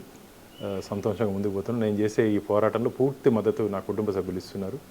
వారికి మేము స్వామివారి మా అందరి మీద చల్లన చూపు ఉండాలని చెప్పి మీ ద్వారా నేను కోరుకుంటున్నాను. సార్, ఇప్పుడు మీరు చెప్పారు అంటే చిన్న చిన్న ఇబ్బందులు వచ్చాయని చెప్పి పక్కన పెట్టొద్దు అని చెప్పి. మొదట్లో మీరు ఒక మాట చెప్పారు, యువత చిన్న చిన్న వాటికే ఎక్కువగా ఒత్తిడి తీసుకొని ఆత్మహత్యల వరకు కూడా వెళ్తున్నారు. అది లవ్ అవ్వచ్చు, లేదంటే ఏదైనా చిన్న సమస్య, కుటుంబ సమస్య అవ్వచ్చు. అసలు లవ్ అంటే మీ ఉద్దేశం ప్రకారంగా ఏంటి? ఇప్పుడున్న జనరేషన్ ప్రకారంగా లవ్ అనేది ఒక ఆకర్షణ మాత్రమే. అసలు ఆ నిజమైన లవ్ అంటే ఏంటి సార్? లవ్ అంటే అట్రాక్షన్ కాదు, కమిట్మెంట్. కమిట్మెంట్ ఏ రకమైన కమిట్మెంట్? అంటే జీవితాంతం మనం ఇష్టపడిన వ్యక్తితో వారికి ఇబ్బందులు లేకుండా, మనకి ఎన్ని కష్టాలు ఉన్నా వారికి ప్రయారిటీ ఇవ్వాలి. వారికి ప్రయారిటీ ఇవ్వాలి. నువ్వు చిన్న చిన్న అంటే ఏదేదో అయిపోయింది ఒకరోజు లవ్ చేసుకొని, అదేంటంటారు వ్యాలంటైన్స్ డే అని చేసుకుంటారు సంవత్సరానికి ఒకసారి. ఒకరోజు ఉండేది కాదు, జీవితాంతం ప్రేమ అనేది ఉండాలి. మళ్ళీ నమ్మి వచ్చిన వాళ్ళని జీవితాంతం బాగా చూసుకోవాలి. ఖచ్చితంగా భగవంతుడి మధ్యనే మనస్పర్ధలు వచ్చాయి. మనమే మనుషులం, దేవుళ్ళ మధ్యనే మనస్పర్ధలు వచ్చి చిన్న చిన్న ఉన్నాయి, మన మధ్య కూడా వస్తాయి. అడ్జస్ట్మెంట్ అనేది ఉండాలి జీవితంలో. అడ్జస్ట్మెంట్ అనేది ఉండాలి. నేనే ఎందుకు అడ్జస్ట్ అవ్వాలి అని చెప్పి భావన రాకూడదు. అందరం కలిసి, కుటుంబం అంటే అందరం కలిసి ప్రయాణం చేయాల్సి ఉంటుంది. జీవితం భగవంతుడి ఇచ్చిన షార్ట్ లైఫ్ ఇది. రేపు ఉంటామో ఎల్లుండి ఎలా ఉంటుందో తెలియదు మనకు. అలాంటి సందర్భంలో భగవంతుడి ఇచ్చిన ఈ అందమైన జీవితాన్ని ఆనందంగా గడుపుదాం. జీవితంలో ఖచ్చితంగా సమస్యలు వస్తాయి. సమస్యల్ని అధిగమిస్తే ఖచ్చితంగా రేపు అనేది నా రోజు. నేను పాజిటివ్గా ఉంటానంటే రేపు నా రోజు. ఈరోజు నాకు ఎన్ని కష్టాలు వచ్చినా సరే రేపు సూర్యుడు ఉదయించే టైంకి నాకు అనుకూలంగా టైం వస్తుందని చెప్పి నేను భావిస్తాను. ఈరోజు ఎన్ని ప్రాబ్లమ్స్ అన్నీ రాని నాకు రేపటి రోజు ఎదురు చూస్తా. రేపు మంచి జరుగుతుంది, రేపు నా కోసం సూర్యుడు వస్తాడని ఒక స్ట్రాంగ్ ఒపీనియన్తో ముందుకు పోతాం. సూర్యుడు ఎంత ప్రకాశంగా ఉదయిస్తున్నాడో మనలో హోప్ కూడా అంతే. ఒక పాజిటివ్ మైండ్తో ఉండాలి. రే నాకెందుకు జరిగింది, నాకెందుకు ఇట్లా జరగాలి. చాలా మంది నాకెందుకు జరిగింది, నీకు కాదయ్యా. కొన్ని కోట్ల మందికి సేమ్ ప్రాబ్లం ఉంది, బయటపడరు అంతే. ఇప్పుడు అందరికీ, నాకు కూడా డే టు డే ఏదో ఒక ప్రాబ్లమ్స్ ఉంటుంది. నవ్వుతూ బ్రతకాలి. ఏదో సినిమాలో చూసాను, చిరునవ్వులతో బ్రతకాలి, చిరంజీవిగా బ్రతకాలి, ఆనందిస్తూ అందరి కోసం బ్రతకాలి. కాబట్టి ఆ కాన్సెప్ట్తో బ్రతుకుదాం. దేవుడిచ్చిన జీవితం ఇది. బాగా మనం ఆనందంగా ఉంటూ మన చుట్టూరు వాళ్ళని ఆనందపరుస్తూ ఖచ్చితంగా ఒక మంచి లైఫ్ని లీడ్ చేద్దాం. చిన్న చిన్న విషయాలకి భగవంతుడిచ్చిన అందమైన జీవితాన్ని దయచేసి పోగొట్టుకోవద్దండి. జీవితంలో చాలా సందర్భాల్లో లేట్ లైఫ్లో సెటిల్ అయిన వాళ్ళు ఉన్నారు. లేట్ లైఫ్లో 60-70 సంవత్సరాల్లో ప్రపంచాన్ని ఏలినటువంటి పారిశ్రామికవేత్తలను చూస్తున్నాం మనం. అవును సార్. కాబట్టి ఈ ఒక్కరోజు ఏముంది, రేపు నా రోజు సక్సెస్ అవుదాం, అయి చూపిద్దాం. మనము జంతువులు మారకు కాదు కదా, మనుషులు మనకు ఒక హోప్ ఉంది. ఆ హోప్ని ఎవరు దయచేసి పోగొట్టుకోవద్దండి. హోప్తో బ్రతకండి, ఆశయం ఆశతో ఖచ్చితంగా బ్రతికితే అద్భుతాలు జరుగుతాయి. అది మన లైఫ్లోనే జరుగుతాయి. ఆ ఆకాంక్షతో మనం ఖచ్చితంగా ముందుకు పోతే ఖచ్చితంగా భగవంతుడు మనకు తోడుకుంటాడు. కానీ ఒకటి చెప్తున్నా, చెడు మార్గంలో పోవద్దండి, చెడు మార్గంలో పోవద్దండి, సన్మార్గంలో పోదాం. ఈ చిన్న చిన్న అట్రాక్షన్స్కి, ఈ దాని ఏమంటారు, ఈజీ మనీకి అలవాటు పడితే రిస్క్, ఈజీ మనీకి అలవాటు పడితే ఈజీగా వచ్చే డబ్బు నిలబడదు. ఈజీ మనీకి అలవాటు పడద్దండి. తృప్తిగా మీరు చేసే ఉద్యోగంలో కానీ, కష్టంలో కానీ, కూలి అయినా నాలి అయినా సరే, మనకు వచ్చినటువంటి భగవంతుని ఎంత ఇస్తామో అంతే, దాంతోనే తృప్తి పడదు. ఇక్కడికే నా లైఫ్, దాన్ని కోరికలను అదుపు చేసుకుంటే ఖచ్చితంగా లైఫ్ బాగుంటుంది. కోరికలు అదుపు చేసుకోకపోతే ఏదో సినిమా ఉంది, కోరికలే గుర్రాలు అయితే అనేది ఉంది, అట్లా జీవితం చెడిపోతుంది. కాబట్టి మనకున్నటువంటి కమిట్మెంట్స్తో ఒక మంచి ఆదర్శవంతమైన జీవితాన్ని నడుపుతూ ముందుకు పోతే ఖచ్చితంగా లైఫ్ చాలా బాగుంటుంది. నేటి యువత ఎవరు ఎమోషన్స్కి లోను కావద్దండి. ఖచ్చితంగా భగవంతుడు ఇచ్చినటువంటి అందమైన జీవితాన్ని మంచిగా తీసుకొని ముందుకు పోతాం. ఎందుకంటే మనతో నమ్ముకున్న చాలామంది ఉంటారు. నువ్వు సూసైడ్ చేసుకోకపోతే నేను నమ్మిన తల్లి కానీ, నేను నీతో పాటు ఉండేటువంటి స్నేహితులు కానీ, వీళ్ళందరూ స్నేహితులన్నా కొద్దిగా ఒక నెల 2 నెలల సంవత్సరం బాధపడతారు. ఫ్యామిలీ అనేది చెడిపోతే జీవితాంతం, నాకు కొన్ని కుటుంబాలు ఇంకా చూస్తాను, ఇంకా ఏడుస్తున్నారు. కోలుకోలేరు. మీరు ఎందుకు చెప్పండి? తల్లిదండ్రులను బాధపెట్టి, తోబుట్టున్న బాధపెట్టి సాధించేది ఏముండదు. ఆ ఒక్క క్షణం నిలదొక్కుంటే భవిష్యత్తు ఆకాశమే నీ హద్దు. ఎగిరే గాలిపటాన్ని ఆదర్శంగా తీసుకోండి, ఎగిసిపడే కెరటాన్ని ఆదర్శంగా తీసుకోండి. అంటే ఎదురు గాలికి ఎదిరే గాలిపటం ఆదర్శంగా తీసుకోండి. పడి లేచినటువంటి కెరటాన్ని ఆదర్శంగా తీసుకుంటే ఖచ్చితంగా మన జీవితం కూడా ఉన్నత కెరటాలకి, శిఖరాలకి ఎదిగే అవకాశం ఉంది. సూపర్ సార్, నిజంగా ఒక మంచి మోటివేషన్ మా వర్డ్స్ అని చెప్పొచ్చు సార్. మీరు చెప్పిన ప్రతి ఒక్కటి కూడా ఇలాంటి మాటలు ప్రస్తుత జనరేషన్లో ఉన్న వాళ్ళు, అలా ఇబ్బందులకు లోనవుతున్న వాళ్ళకి ఈ వీడియో కనుక మీ మాటల రూపంలో వెళ్ళగలిగితే ఒక ఆనిముత్యమే సార్ ప్రతి ఒక్క మాట కూడా. మంచి message sir. Thank you sir. Thank you very much. నమస్తే. And for more videos, please subscribe to iDream. Please subscribe to iDream. Please subscribe iDream. And please subscribe to iDream. For more videos, subscribe to iDream. please like, share and subscribe to the channel. Congratulations, iDream. Subscribe to iDream. Subscribe to iDream. So subscribe to iDream Media. iDream team andarki huge congratulations. Please subscribe iDream Media. Please subscribe to iDream. Subscribe iDream. Please subscribe to iDream. iDream అంటే నా కళల ఛానల్ను subscribe చేసుకున్న నోరు తిరుగుతలేదు, మీరైతే గంట గుర్తు కొట్టండి. For more such videos, please subscribe to iDream. Subscribe to iDream. Please subscribe to iDream. Please subscribe iDream Media. Please do subscribe to iDream. Please subscribe to iDream Media. For best entertainment and information, please subscribe iDream. And don't forget to subscribe to iDream.